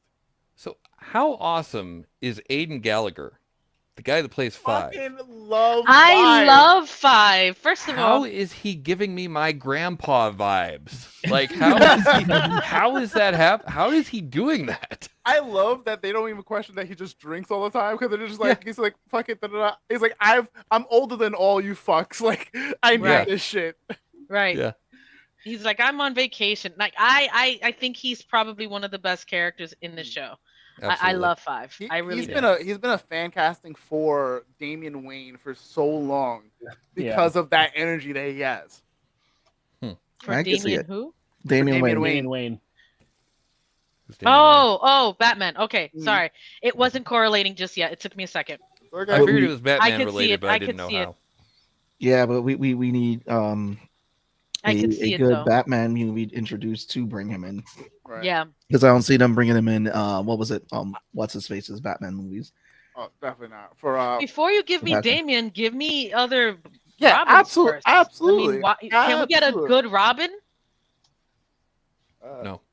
No. About No? being a villain. Yo, that whole exchange in the room where he basically tells Victor like, oh, like Play yourself, I'll kill you. That's what he right. basically told him. Essentially, he's like, yo, like I'll forgive you, like whatever the case is, I've done my fair share of bad shit in my day. Like it is what it is with this family. But You do you that fuck shit that up, again. it's over. I was like, Yep. oh shit. That's basic. Yo, I believe him. I believe him. He's like, yo, you play yourself again, I will fucking kill you myself. Without hesitation, Victor, Five, and Diego are about that life. Yeah. In that Absolutely. family, they're the first ones to throw hands. Absolutely, all the time. Yep. Speaking of Well, Diego- now Lila. Now Lila. Speaking of Diego and Lila, their kid, fucking Stan, love him. Love the actor. The actor came from Euphoria. And then I wondered. He is the kid from Euphoria. Spoilers Okay. for Euphoria, but he dies in the second season, and you're just like, why did they kill Wow. Asher? Thanks. I haven't seen the second season. Thanks. I said spoilers. Right. That's But- supposed to say okay. I said spoilers. But obviously, we know why he left the show because he's now in Umbrella Academy. Makes sense. There's no way he would be in both. But So he like, also doesn't stick around in Umbrella Academy. we don't know that he's not here for this. He Yeah. he disintegrated. And everyone But- came back. You got Kugel afterwards. Yeah. Yeah, but he was never their real kid. She borrowed the kid from her friend. Right. But it doesn't mean that he doesn't exist in this timeline. Yeah. Just Why would older. he? Just older. Because Probably. Yeah. he was at the Berlin Wall. Oh, fuck. All right. These things happen. We got you. He's But- no We longer got the it. mighty tone. It's But- dad mode. Let's go. Storyline wise, love what they did with the season. I loved Sparrow Ben mostly because you hated him. Like he was He's a such dick. a Mhm. dick. He was a dick. He was. Such a dick. My thing is, so from what I understand with Umbrella Academy, they were given positions, right? The numbers, Mhm. and then they created their own names because the names was their numbers. Why, with the Sparrow Academy, are they fighting for position as a number as opposed to that being their name? That could have been something created after they started giving Hargreaves the pill or something like that. Maybe. Maybe I think it could be. I think it's because of what Hargreaves saw in the 60s with these guys, and he was like, "Oh, I have to redo all of this shit. I'm not." The making shit the is same also they were never born in that time in the timeline now because of Harlan's attack on the parents with unintentionally. Which, but oh my god, that was a heartbreaking twist. Good god, that was heartbreaking. I wanted Harlan to stay with his powers also, and I was pissed that fucking rumor went and fucking killed him. I was like, "What the fuck is wrong with you?" I knew it was gonna happen though, because like again, they're just letting her go through this whatever villain arc, and then like, oh, I get to be fine in the end. No, there's consequence. Like I think that's my issue with Allison. What she does not have consequences yet. And I hope that down the line that it does. But I think like that's again my biggest issue is that she doesn't have consequences for any of the things that she's done, and she for all the shit that she throws at Victor and at Klaus and everyone else, she's so quick to like point the finger and be all like about it. But then like we never see she doesn't take any responsibility. But you have to think about it like that though with her character. If you really think about it, is that when you first see her character, when we first see the show, she's an actress. She's an actress. Her life is perfect. We're getting the opposite of that. But she rumored her way through. She rumored her way through, and like now her picture perfect life. And every time she's trying, like, listen, I get it. She has gone through a lot, but to be fair, the entire family's gone through shit. Yes. Yep.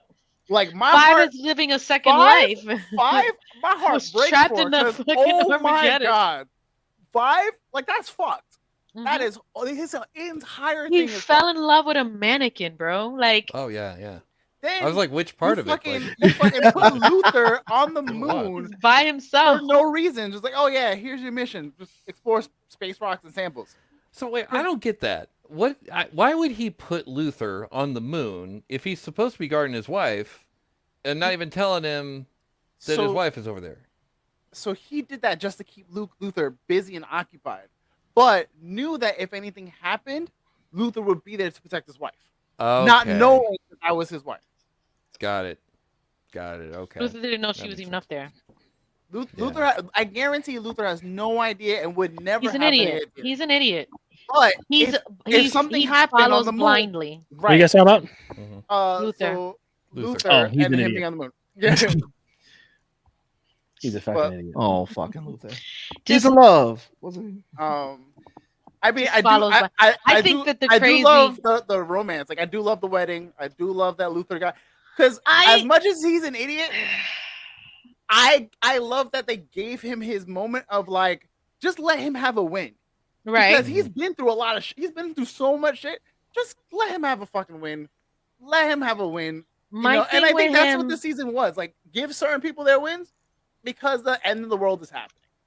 I just found it really weird, especially last season he was so obsessed with Allison, so obsessed with finding her, and then he's so in love with her, and then 2 seconds later he comes back to this new reality and sees Sloan, it's over. I also think that Allison was like, what? pushed him so far away. Like Allison's been so much mixed. Well, I don't want him with Allison anyway. It goes back again just to show like when Allison and him had that scene and he was like, "Don't do this." Like he's not into her anymore. Again, it's given into the fact of all the stuff that she lost, and that she's again that's the break of her character. She's not in control anymore. He's not because it's like she always went. Yeah, he was the backup booty call for her. Yep, that's what he was, and he wasn't there anymore. Pong, you're laughing right there. Come on, jump in. What's that? Jump in there, Pong. I need you to jump in. About what? I don't know. Backup booty call. I don't know how I'm supposed to help with that. No, no, I thought that was my big thing, and also the reveal at the end where we find out that Hargreaves is an alien was simultaneously surprising, and also at the same time I was like, well, yeah, actually that figures down. Well, that was season 2. No, that was season 2. They told us that we knew he was an alien when he unveiled himself and killed his entire crew in the 60s, right? Yeah. The thing is, they go nowhere with that. You don't tell me anything, and it was you don't learn much. You don't learn much about it even in the comics. Well, that's what it was. Like everyone forgot. Everyone forgets about it. Like he's like they tell you when the comic opens up, the first couple of panels, he's like explorer, entrepreneur, and alien. right? And you know he's an Oh. alien from the jump. And then the next time you see stuff with his technology is in the third book when Diego and Luther go into a ship and go into like this universe adventure to then get to the hotel, but where the hotel is located. Because in this show, it's a different dimension, where in the comic, it's a different planet where all of the Academy's villains are housed. That's essentially what Hotel Oblivion is. Okay. Yeah. Okay, so where do you read the books? Because I'm about to go deep I read dive. it on Comixology. So the first two are available if you have Comixology Unlimited, and then I bought book 3. I'm not doing it. Yeah. You're doing I'm doing it. You're I'm doing not it, buying Bob. it, but I'm Don't doing it. Don't do it. Well, you can buy it, but don't read it.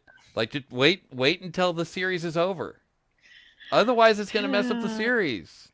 It doesn't Well, matter. it's already different. It's already different. It's very different. Yeah. Like season 1 versus book 1 had a lot of similarities, but they changed a lot about that ending part, especially with Vanya. Yeah. And then like later on in season 2, almost Does Vanya all become Victor in the comic books as well? No, that's only because they did that for Elliot. Elliot. That's the reason why they did that. Yeah. Okay. Which I think they handled well. Like I really enjoyed that they like let him like do that on the show and feel comfortable about it. So I'm here for it. Yeah. Okay. So that's just because of the actor, which to Lost Point was great. But in this, Vanya also isn't a complex character in the comic. Vanya becomes the white violin like through an operation. She's literally white, and then to stop her, 5 shoots her in the head, and she's going through like therapy and all this other stuff. And then Mother is around and takes her to the Sparrow Academy in book 5. So Vanya's character arc in the comic is very different. very, very different from what Vanya/Victor's character arc is in for seasons 1, 2, and then 3. So it's very, very different. Yeah, what they've been going with the show is more dysfunctional family. My brain is now broken. It's still dysfunctional. It's still dysfunctional as fuck. But like, so Allison has her family, but in the present, it isn't from the 60s. Diego is who Diego is. 5 still works for that the thing, the organization. It's a different organization. But the way they talk about 5 is that 5 is genetically enhanced with every assassin in human history, which is why he's so good at what he can do. So he's the perfect assassin because genetically he has every part of every assassin in him. But to rewind just a little bit, though, Vanya in the comics is a violin. She's called the white violin. She's called the white violin. Okay, but that makes sense. If you want to pull it up, if you find it, like she looks like a regular character person, and then she gets pushed away when they all come back because she does write the book. And then this orchestra that's all about killing people recruit her, and then they operate on her, turning her character like literally she looks like she's white and like has the strings of a string instrument, and she's called the white violin, and ends up bringing the moon down and doing that whole thing. And then so in the show he turns colors when he uses his powers. And that's how they got around it. They didn't like do any of that stuff. So that's the white violin. There you go. Okay. Yeah. A lot of their powers are like slightly altered and changed. Like Luther is about the same. So is Ben. So Luther's the same, except instead of like it being like DNA and it fusing with his body, it's literally his head on an ape's body. Right. Is Luther. Okay. Diego's called the Kraken, and he has a pass. He's supposed to be able to like indefinitely hold his breath, or whatever the case is. He can breathe underwater. Who, Diego? Diego. Yeah, they all have they all have soup names. Mm-hmm. So Luther is Space Boy, Diego is the Kraken, Rumor is the Rumor, 5 is still 5. I think he has one. I don't remember. Everyone calls him 5. Klaus is called Seance, and he can float. You can see there. And then Ben is called, I think, the Terror. I think is what Ben is called. I think I'm looking at him now. And then Vanya is the white violin. Right. You see, there go the images right there. And then Gotcha. Hargreaves is called the monocle. Mm. Because the monocle he wears in the show, it's just like for dress, but the monocle he has in the comic, it can see like who you truly are, who you've got, of what you've gone through. So if you look through it, it gives you like extra shit to see through. So yeah, it's vastly different. It's still fun. It's still a fun read, and it's still cool to see. But I think it works though because it's like, again, there's just stuff that won't transition well. It's from comics to the TV, so you can say it's inspired. Because look at The Walking Dead, which did well for a while. They did a lot of stuff different from the comics. I think the core aspect, so the family is what is really what they drive, which is what you get. And then some of the conflicts that they have. And then the main story beats, like literally like the skeleton of the story is what they pull from the books. That's it though. Like how you get there. The villains in the comics are ridiculous. In the first comic, they fight as kids. So you know how in the show we see them like rob the bank, like they save the bank. Right. Yeah. In the comic, the first villain they fight is a robotic zombie of the guy who created the Eiffel Tower.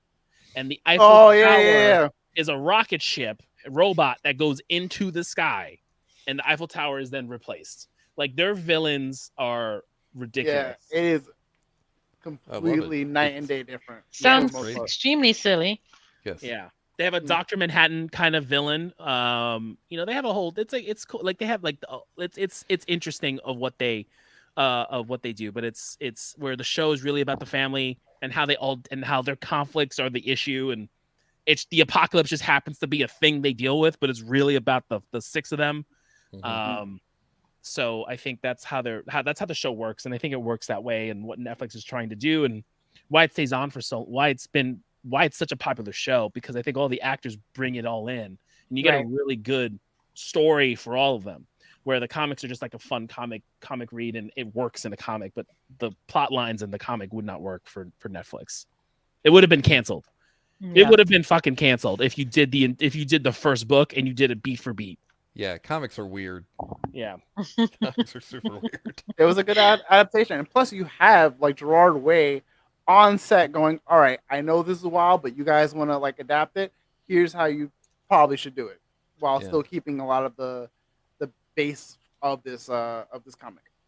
Yeah. I think it's good. I think it's good that they get to don't bring too much of the show. I mean, of the comics into it, and it gives like a new take. It gives a new storytelling, as long as you're still working with the bringing the base of the characters. Because there are some comics, like you said, Pong. Yes, their comics are weird. There are comics like there's just stuff that just won't transition well on screen, on live action. That just will make no fucking sense. And I think that goes for the whole. I think as a whole, that's what we've been talking about for the years that we've been doing this, are the comics that, like the live action adaptations that do it wrong when the source material got it right, and we know it could translate well.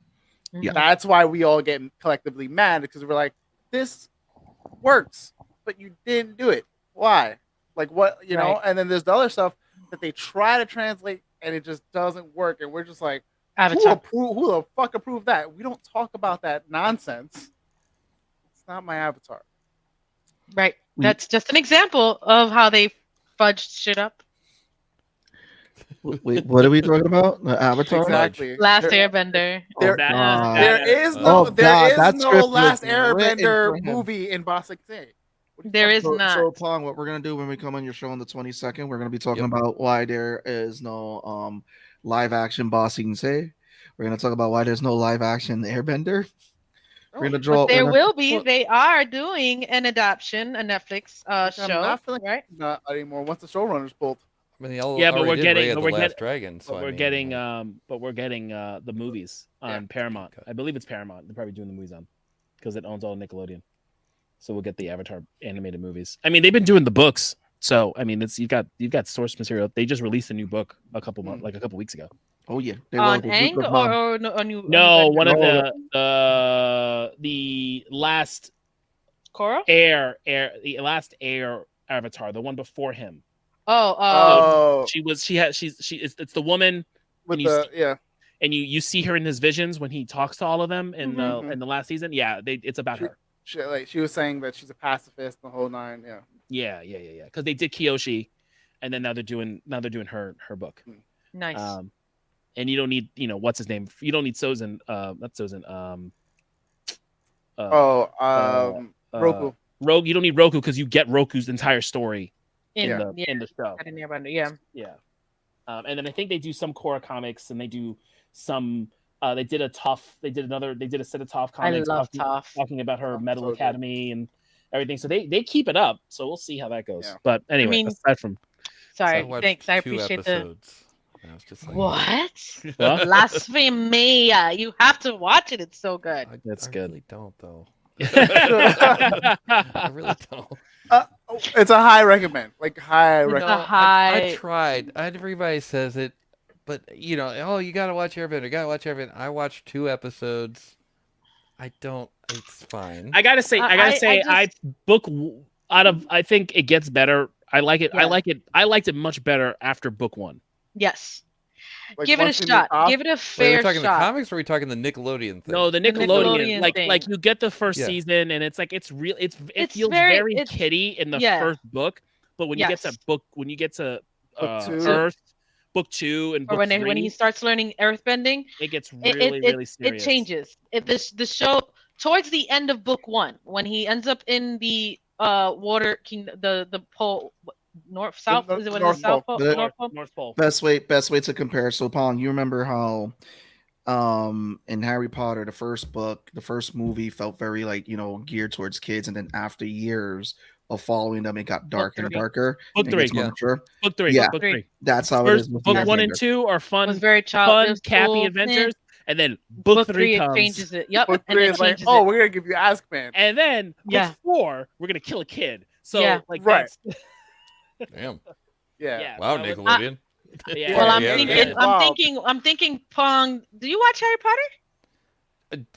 Do I? No. Did I? Yes.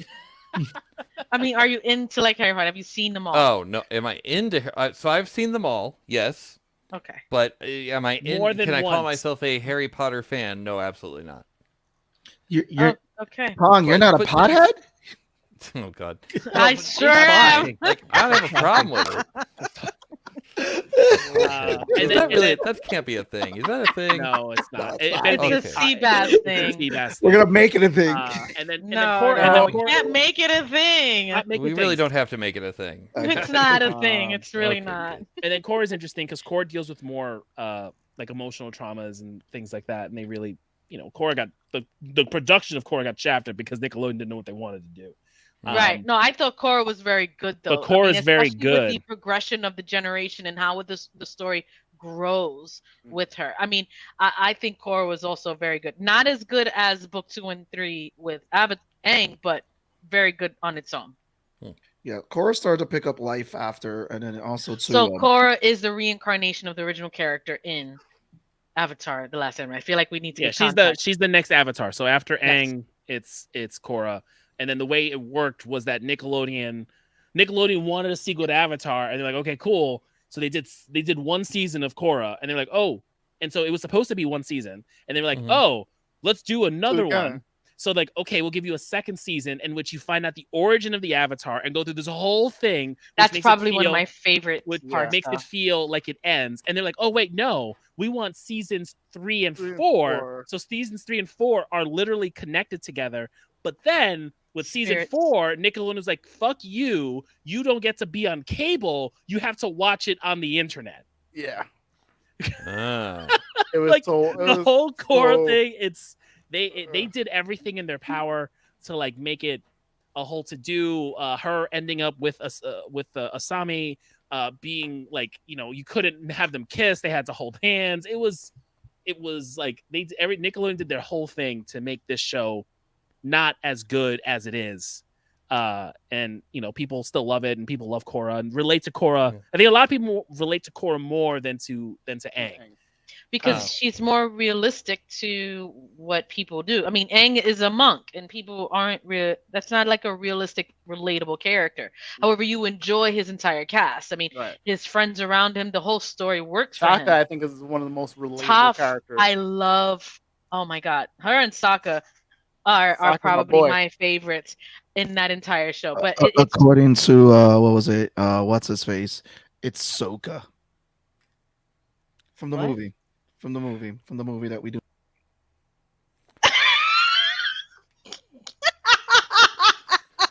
So anyway, how you guys doing? I was trying to find my mouse. that was great. I was trying to find my mouse for entirely too long. Anyway, we don't talk about the adaptation. So Please, no. check it out. No. Anyway, if you can. that check it just out. made my night, guys. That was hilarious. Oh my So, god. I don't know. He's Anyway, like, I think "Get we're outta here." supposed to be talking about Umbrella, but it's I a want to it's- go Sorry, back it took a to turn. all of our episodes and just see how many times Seabass got himself removed because of the shit that he says or does. We a should running do a gag at this- montage. We should it's do a a running montage. gag. It's a running gag at this point, and like we need to figure out a way to do it if we're ever live in person. Like, do we pull his chair so he falls under the table? You know, I don't know. Like there's an understage where you pull it and he falls in like an Austin Yeah, Powers. No. We'll just hire Alex. We'll have him come out. He'll know do what it we for do? beer and burgers, You know and what he'll we just do? grab me and take me on stage. I got you. He has to sit in a dunk booth. Oh, yeah. And like that's your consequence. Like you literally just And I have to hit a sit red there, button. Just and drop. we just all go. Oh "Bump." damn! No, we Damn, let it's Val like do it. that. We let Val do it because Lol do it too much, Oh, and I won't do it, and I won't do it as much. So we need someone who's in the middle, and I say it would be Val. Oh, hey, Uh, actually, Val that has more reminds me. restraint than I do. Seabass, who was the person that got cut from Love and Thunder? You mentioned them earlier. Oh, Peter Dinklage. No. I'm asking him. Peter Dinklage, And Lena Headey. Nina Hidley. I said Okay, Lena. I said cool. Lena. I'll add that to the list. Nina Hidley. I said Lena. Lena. I'm pretty sure. Okay, all right. I'll give you Lena. All right. But you ain't getting that last name. Listen. They don't call me Seabass Butcher of Names for nothing. Please You stop. call You yourself call that. No. The It has best. to be self-christened. Come on. No, you cannot self-christen a nickname because then I'm- it's not a nickname. Yeah, no, you can't do that. But that's Who like- does that's- that? that's against, Says like, I, the Mighty all- Pong.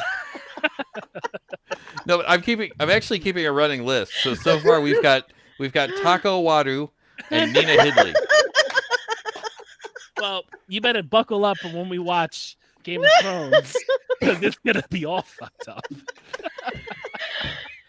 Oh my Or- god, it's gonna be so bad. Uh, I'm so great. bad. I'm gonna have the shirt. That's it. It's gonna say that. Taco Wadu. I just always enjoy when Seabass like, yeah, I'm gonna fuck up this name anyway, so I'm not even gonna say it. Yeah, Right. he just barrels through. But what's funny, like I feel like there's been times that he said the name that we all think he's gonna fuck up, but he says it right, and the very next name that should be the easier name, nah, Right. Yep. bro. Consistency is not your thing. Well, no. If you reverse that, consistency is my name. I consistently mess up people's names. There you He go. is consistent. If is anything, right? He is consistent in messing up all these names. I don't know. listen. I can mess up everybody's name. Let's go. Yeah. No. But We don't want. You have to. We're just We really grateful. don't. It just We're just grateful happens. for the times that you don't butcher like a guest name, because like there was so long that me and Tone were just like, "Don't you fucking do it." He's gonna do it. He's gonna do it. No, he's not gonna do it. That's the one thing I will give the credit there is that when it comes to people, like live people that you actually know, you get the names right. You get their work I think right. it takes you, them to hear it. you may 'cause get their characters initially- wrong. You'll get their Right. characters wrong. Yeah. Because initially when he announced Azure the first time, I was like, I don't think that's how you say it. But That's not. but I thought it was Azure. I thought it was it's I thought it was Azure or I like called him Azure initially when I was reading it, but Azure sounds better. Well, or if you guys how are, Microsoft calls. I think Microsoft does Azure as well. It doesn't matter. well, Yeah, if they you do. guys It's Azure. Yeah. are joining us in this late hour, you want to go back and watch this episode on demand. You want to come join the Amazing Pong on his show on the 22nd because we're going to invade NWO style. And yeah, Less tights. less tights. Yeah. The NWO didn't wear tights. They just All threw people in spit. All wrestlers wore tights. Or- Whatever They whatever came- fits they they came in had, jeans I'm and not t-shirt. doing it. Yeah. No, none of those. Yeah. We're not doing that. I will wear I'll my wear Jinko's. NWO shirt. Oh, You need there to just go. come in like what's his name with the stormtrooper helmet and fall through the wall. Okay. I am not coming in like Shockmaster. Fuck that shit. Yeah. No. We are going to be doing. Basketball shorts and a hoodie. That's it. We are going to end here. This has been a great episode of Nerds of the Round. Are we? Wow. Okay. Yeah, we Yeah. can. All right, Val, what you got? What you got? I got nothing. I got nothing. What you got? What you got? You want to? No, no, no, We got no. nerds. We There keep you go. going. We keep going. What's the next No, no, topic? no. I got nothing. I Say mean, it, we fam. could always go into Miss Marvel. There's always the boys, but I know we're putting that to next That's week. next week. I know, I know. Next week, next week, guys. Here's what we got. We got next week. Come and join us. We're going to be talking the finale of The Boys. We're going to be talking the finale of Miss Marvel because it's only 6 episodes, and the following week, I believe is when we're going to be. That weekend is when we're going to be joining Pong Show. So 22nd? please check us out. The 22nd, Friday. We got to figure out what we're talking about on the 26th. Can you take me off the spotlight? Thank you very much. Yeah, take her off. Take her off. We got to figure out what we're talking about on the 26th because I don't know. I think She-Hulk is August. Yes. We could talk Resident Evil if we all see If it. if it's rated well, If I it's will rated watch well, it. yes. If it's rated If it's well, we will rated watch well, it and I we will will talk watch about it. Resident Evil. We could talk about some anime because there's some good anime out there. By the way, I did, I am enjoying the episodes of Bastard whenever I have to put on something in the background because they're only 30-minute episodes. Spriggan is out, so definitely recommend to watch Spriggan. So yeah, we could probably do an anime episode. It's been a while. The new season of Rick and Morty is out, which I'm currently watching. Wait, when did that come out? Season 5 came out a while ago, but it came onto Hulu and HBO Max. Okay, I was like, I watched that. Season 5, but no, I'm watching season 5 now because it takes forever to get onto streaming because gotcha. it doesn't stream concurrently. You have to wait. No, we're not on season 6 yet. But if you are watching Rick and Morty, watch it on HBO Max because I don't know if Hulu has it uncensored, but HBO Max definitely does, and it's fantastic. What do I'll we take have? your word for it. You never seen Rick We and got to Morty? look at the. There's nothing much happening in July, guys. I haven't watched it consistently enough. I love Rick and Morty. Well, It's a we good got in show. July. There's nothing much. Movie wise, we have Nope at the end of the month. We got through Summer of Nerd. Black Adam. We're gets getting pushed through back it. a little bit. Come on. How we feel about Black Adam? We watching that? What's going on? I'm watching it because it's a comic book movie, but I don't know how much I'm gonna like it. Yeah. Yeah, what she said. You know Right, what I'm still gonna enjoy? watch it, and I These know I things like The Super Rock. Pets. That's what I'm excited to watch. Super Pets looks very good. I'll probably end up watching Super Pets. Super Pets. We could definitely do a show on that one. We can I touch think on that's Super gonna Pets. be. I think that one's gonna be amazing. I'm gonna Probably find the out. best DC movie that I've ever seen. I'm so interested in what they do with Black Adam. I really am. Like, I am too. Like you keep watching these trailers. I'm like, yo, what are you guys doing? I don't. I have very, cooking? very low expectations, but I know I'm gonna enjoy The Rock in Because it. The Rock has been hyping up this character for about 5 to 6 years. Yeah. I know I'm gonna enjoy him. Superman. I'm gonna be man. He's like, I'm the hero, and we're all like, I think you don't know who the character is, guy. Right, this guy's right. This is what I'm so confused about. Isn't he villain first and then anti-hero later? No, he's an anti-hero first. Like he starts off, he's essentially a good guy, where like Shazam picks him, and he's supposed to be a champion or whatever the case is, and then he's like, "Oh, I can do better than you," and whatever the case is, and typical villain shit, where he's just like, "Fuck you, I'm better than like all this," and then he goes, he is a villain. Yeah, he's absolute villain. Absolutely. Mm-hmm. Oh, okay, that's what I figured because He's trying to what make the him fuck is going anti-hero. on? No, it was when The Rock first talked about becoming Black Adam. He made it sound like he's a hero or an anti-hero, and we're like, Black Adam's Does he not know the character? Yeah. Right. Like, That's Black what I Adam's was a villain. confused at. He's I don't killed understand. people. He's killed. Right. Like straight killed them. Batman never kills anybody. He'll drop them off of buildings into the ocean, but he never kills them. That's Listen. it, Vic. We're gonna watch Super Pets. That's it. We're still gonna watch Super Pets. That's what it is. We're gonna do Super Pets for the win. So yeah, No, make you're- sure We're doing You're a absolutely- Spanish goodbye, guys. We're doing a Spanish goodbye now. I'm fine. Listen, it's fine by me. Listen, you're right, That's Pondo. why I'm Batman filling will up the drop Palermo you into the Pongo. river, and he'll be like, "I didn't kill him. The river did." River did. Right. That's right. Right. I didn't do that. It was the river. current. It was the current. It's not my fault they I mean, didn't swim. It's not my fault. I didn't. It's not my fault. He can't swim. with a broken leg that I'm sure You know, they got from hitting the water. He's really wearing fast. tactical gear and heavy arms on him, but he should be. Not able my to swim. fault. He should have left his guns at home. Then Right. I wouldn't have thrown him. Then I wouldn't have thrown He exactly. would have been in this situation if he brought guns. You know, You know, you got to make better life choices. I blame the parents. I blame the upbringing. Oh God. Yes, law. Please stop us. At the end of the month, I do have a show that I want to put on for you guys. The only because I love the comic, and I think you guys would too.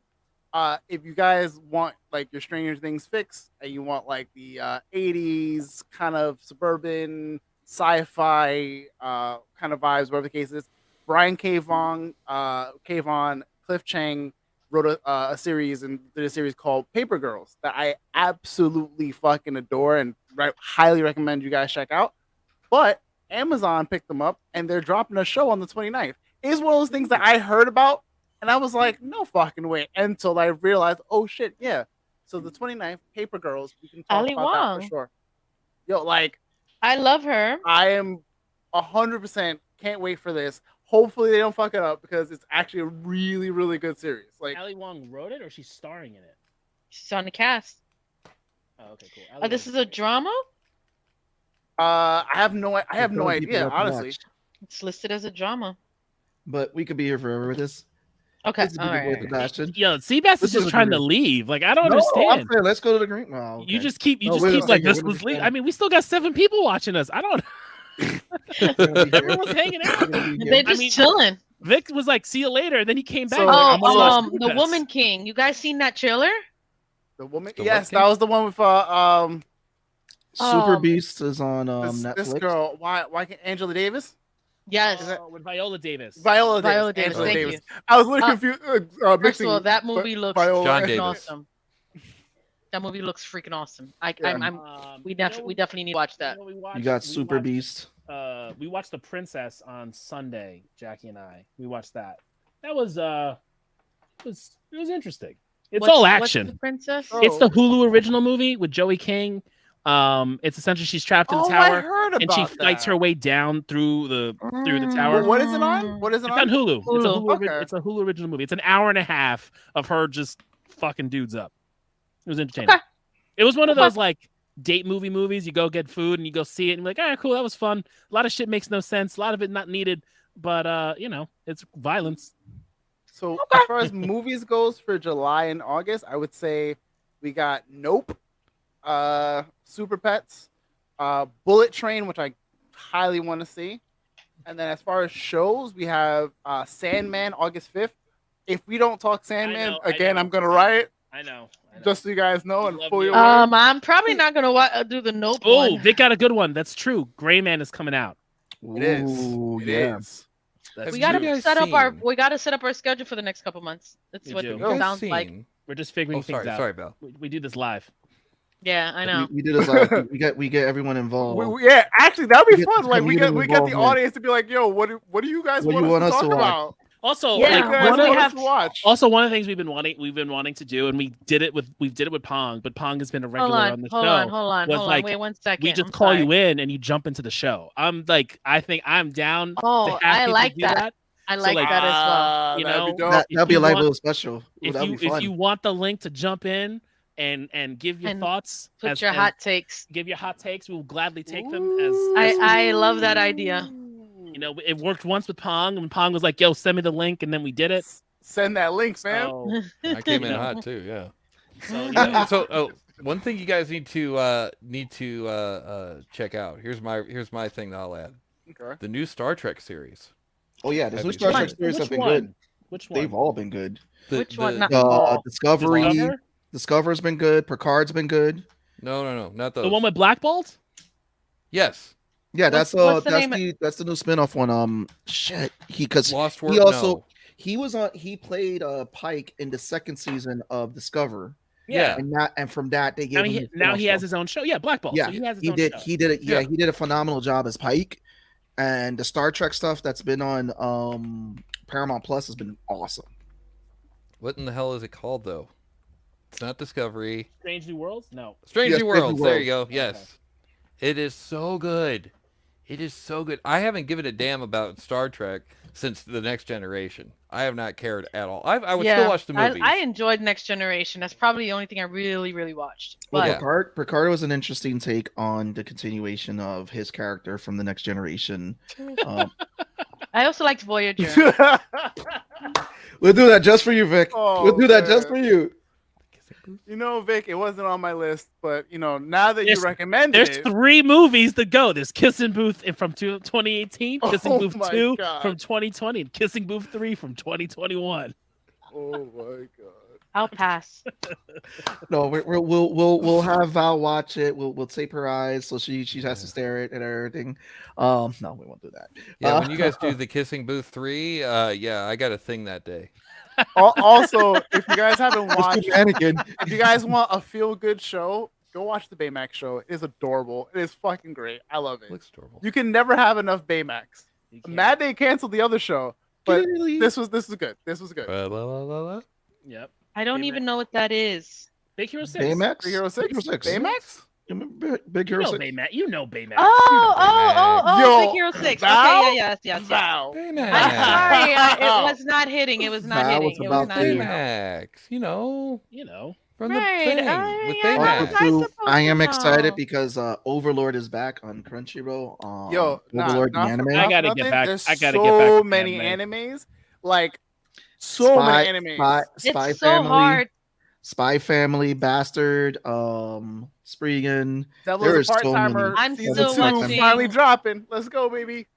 I'm still watching Boruto right now. Like I mean, it's hard for anime. There's so much. So many, much more better animes than Boruto. Did the whole stuff Stop right there. Did the whole Stop stuff right with, there. did everything so with many- Naruto is like the did best QB thing did the ever. QB thing happen? No, I'm not there yet. Oh, okay. I'm like 30, 40 episodes behind. God, there's Lord. so many episodes. It's so many episodes. I know. Is it a lot of filler? Are they doing the same thing like they did? No, so where I'm up to, they just saved Naruto from this like sphere that he was in, and they killed one of the fudge. It's not coming out. It doesn't matter. Have they gone to the beach yet? It's always a idea. beach There's always episode. a beach It's always a beach episode. episode. You're not wrong, Pong. Listen, There's but always there- a beach listen. episode. Trope. Oh man, no. There. What? Oh man, Naruto's fun. I eventually may bring show Tonyo Naruto, but I gotta get those filler arcs out the way because I ain't watching that. No, but you can watch straight through without and skip the fillers. There's Oh sites no that no will- yeah. no! I'm fully aware. Like when I was rewatching, when I finally finished Shippuden, I went through the websites and they're like, you can skip these Yeah. 30 episodes because they mean nothing. And I'm like, tell me, say less. I watched don't- them all. I I watched ain't them all. wasting my time with filler. I'm beyond No, filler. I understand, but I watch them all. I watch Yeah. them all. Yeah, I'm all about I want straight adaptation. Give me the 24. That's why we're waiting seasons now. Versus back in the day when we were growing up, it was just anime all day, every day, working these people to the bone, making bullshit stories up till the manga got further ahead. ReZero's a good one. Konosuba is a funny anime. I recommend it for everybody because that shit is hilarious. Mm. I gotta catch up on Jujutsu Kaisen. I need to Behind watch that. I need to watch it. I started that, and that's something that's also very good. I probably will get rejoin that back soon. I And said I'm it when we were on the Hashira podcast. I don't quite see, I understand that it's good. I don't think it's going to be a top tier, something that we look upon with like the same eyes of like a Full Metal Alchemist. But don't people look at Jujutsu Kaisen as like this generation's Naruto? This generation, They've Naruto done- I don't and think Bleach. so. Some people have done that comparison. They Some they people said have. there's this generation's Bleach and whatnot. Which They are doing the don't- new I don't know the that arc I of- can see it. They are bringing up the arc of thousand year war for Bleach, Mhm. which I am definitely here for. I am Pong's like, what? I have no idea what's going on. 1,000 Year Blood War coming out in October Listen. 2022. We're discussing Can't anime. wait. Now I we're in can't this wait. topic. You're in the anime hole. No, I know, and that's fine. I got a I'll- random topic. What's everyone's thoughts on Prime Day? I can tell you right now, the sales suck. I haven't. Oh found yeah, any- they did. I didn't I've look looked that. at a few things and I'm like, what's going on here? Where's the savings? I need them to give inflation me at the its ridiculous savings where people were buying fucking camera lenses for like $20 that will What? cost like $3,000. It's I Black- remember I need that That again. that first Prime Day was like the best. Dude, Listen, the very listen. first one. It's Black Friday 2.0, where we thought we were getting Ooh. sales on Black Friday and nothing happened. There's something. I got happening. some sales. I got some there's sales on Black Friday. I ain't seen There's shit. I don't know what But, you're talking about. I mean, it depends what you're looking for. Also, you know what I mean. Oh. There's a let's see. I think this will work. I'm gonna send this just to you guys because I'm not really trying to broadcast them on the air. But that's something that y'all is just that gonna work? Yeah, that's gonna work. Something you guys might. They got a sale on like some things. Ooh, They sale. have something. But they don't have yeah, no Lego everybody's sale. like, "Where's the That's show?" what I was going looking right for. now? Wait, is Like, that like- $180? Oh, that you look at the list price. Yeah. yeah. That's what I paid. Why? Oh, you have that one. It's really fast, and if Yeah. you're doing a lot of video work, you Mhm. need one of them. Oh, that actually is pretty good. Yeah, if you're Yeah. just need to do video work or you just need like something to like as a backup hard drive. Yeah. I guess what- that Well, works. no, for a backup hard drive, you can just get a cheapo one. But if you need something that is not going to fail and is going to be really freaking fast, that's the one. And you're working. Well, I you're mean, doing if you have cloud like tons right, of right? art. But yeah, this is the Nerds of the Round After Dark. I've We are the literally 11 o'clock hour. stuck with my rugged 1 terabyte. I could drop this bitch from a cliff and it'll be fine. Oh, is it the one with that's cased in the Rubber, yeah. gel? Yeah. Those Those are are- actually even pretty solid. Yeah, Some those are legit. All right, it's Nerd Hour. now Yeah, we're starting. wrap okay. up. Yeah, we're starting. Now Yeah. we start Now closing we're it wrap out. up. Okay. I just needed to I ask just about Prime started- Day. You just want to. No, now I just went down the rabbit hole in Amazon. I'm like, oh, let's see what else is on here. Yeah, the camera lenses aren't that great. What's I'm that? not That- seeing- Be careful. That was Pong's affiliate link. No, it wasn't. Yeah, I I'm should have just sent you fucking one with though. Yeah. That's, I'm Oh, trying to help you. That's it. Marketing. Make that money. Yeah, Let's thanks. go. Anyway, this All has been right, an episode of take Nerds top. Around. This is probably the longest that we filmed. No, No. Yeah. no, At we've least done 2.5. longer. Spider-Man Go No Way longer. Home was one of our longest episodes. Yeah, Okay. almost Yeah. clocking at 3. Oh, okay. Two. So we're at 221. This is one of those. This is one of our longer bullshit episodes. I'll give you that. Yeah, no, there was Wow. a lot. I don't think No, we was bullshit. No, There was no, like some. we were bullshitting. We were Yeah, a bullshitting. little bit. After Umbrella Academy, we were bullshitting. Well. If you guys Yeah, are we ready for get some, distracted. That's what it is. well, if I you have guys an are ready, excuse. I have ADHD, so like, well, Right, What- it's contagious to all of us, you know. It happens. wow. well, if you guys are ready for some more bullshit to talk about next week, so it's going to be the boys and Miss Marvel. We have Mason returning, but also too, I was going to save this, but I'll announce it now. We have Pastor Charlie Williams returning to the show. Let's go. We have Sean Acevedo returning to the show, Okay. and making his triumphant return to Battle Tone's mustache, because I don't know why he has I against your knew, mustache. I knew fucking Mayhem. Mayhem Mike. will be All returning right, to well, the show. we'll see what time he shows up. He will be He's gonna late. show up. He's gonna show He's up gonna at be this short. time. Ash He's will be gonna show late. up- He's gonna show up right 5 now. minutes before the show 11:20. The show up after we talk about the boys and fucking Ms. Marvel. Yep. So I figure But we're yeah. gonna do Ms. Marvel first, and then the rest of the show will be about the boys. I'm assuming. We Because we need a lot of time to talk about the boys. Because holy shit. I can go and shoot someone on Park Avenue, and nothing will happen. Oh boy. Yeah, Oh, he did. fucking But boy. Yeah, maybe I should watch it again. I understood that reference. Oh, Pong, you should watch this fucking show. It's fucking nuts. If you want Probably more, should. Fucking if you want nuts. more current event references, The Boys is the show for you. Oof. Yeah, Woo. Yes. they go in. It sounds like. Season they don't This- pull no, they don't pull it's- This punches. season, they didn't. Yeah, This season specifically, really was like It all was, 2016 to 2020 was really just prime writing real estate for them. Yep. Yeah, fair enough. whoa. That's all I got. Yeah. Whoa. Whoa. You were here. Yes, the Joey. Yeah. No, all we needed was Homelander just throwing paper towels. You know, like that would have been great. God. Nah, I mean, with him, is throwing people off the building. That's the Yeah. equivalent paper towel for Homelander. Yeah. So, well, anyway, Yeah, this has been Nerds Around. Yep. Nerds After Dark. Oh, This has been your man. boy Sebastian. It's me, Boilo. Any boy Tone from across the hall. With Vmac. And What of is course, that? I I wasn't ready. Oh, we gotta start this movie. This is wasn't ready. with your boy I started Sebastian. looking It's at your this. boy Law. And your tone from across the hall. Why are we Where- playing it again? Oh my god. We didn't have to do it again, Pong, guys. take us out, Pong. Take us out. Take us out, Pong. and I, of course, am the Mighty Pong. Have a good night, Have a good night, everybody. Everybody. Peace.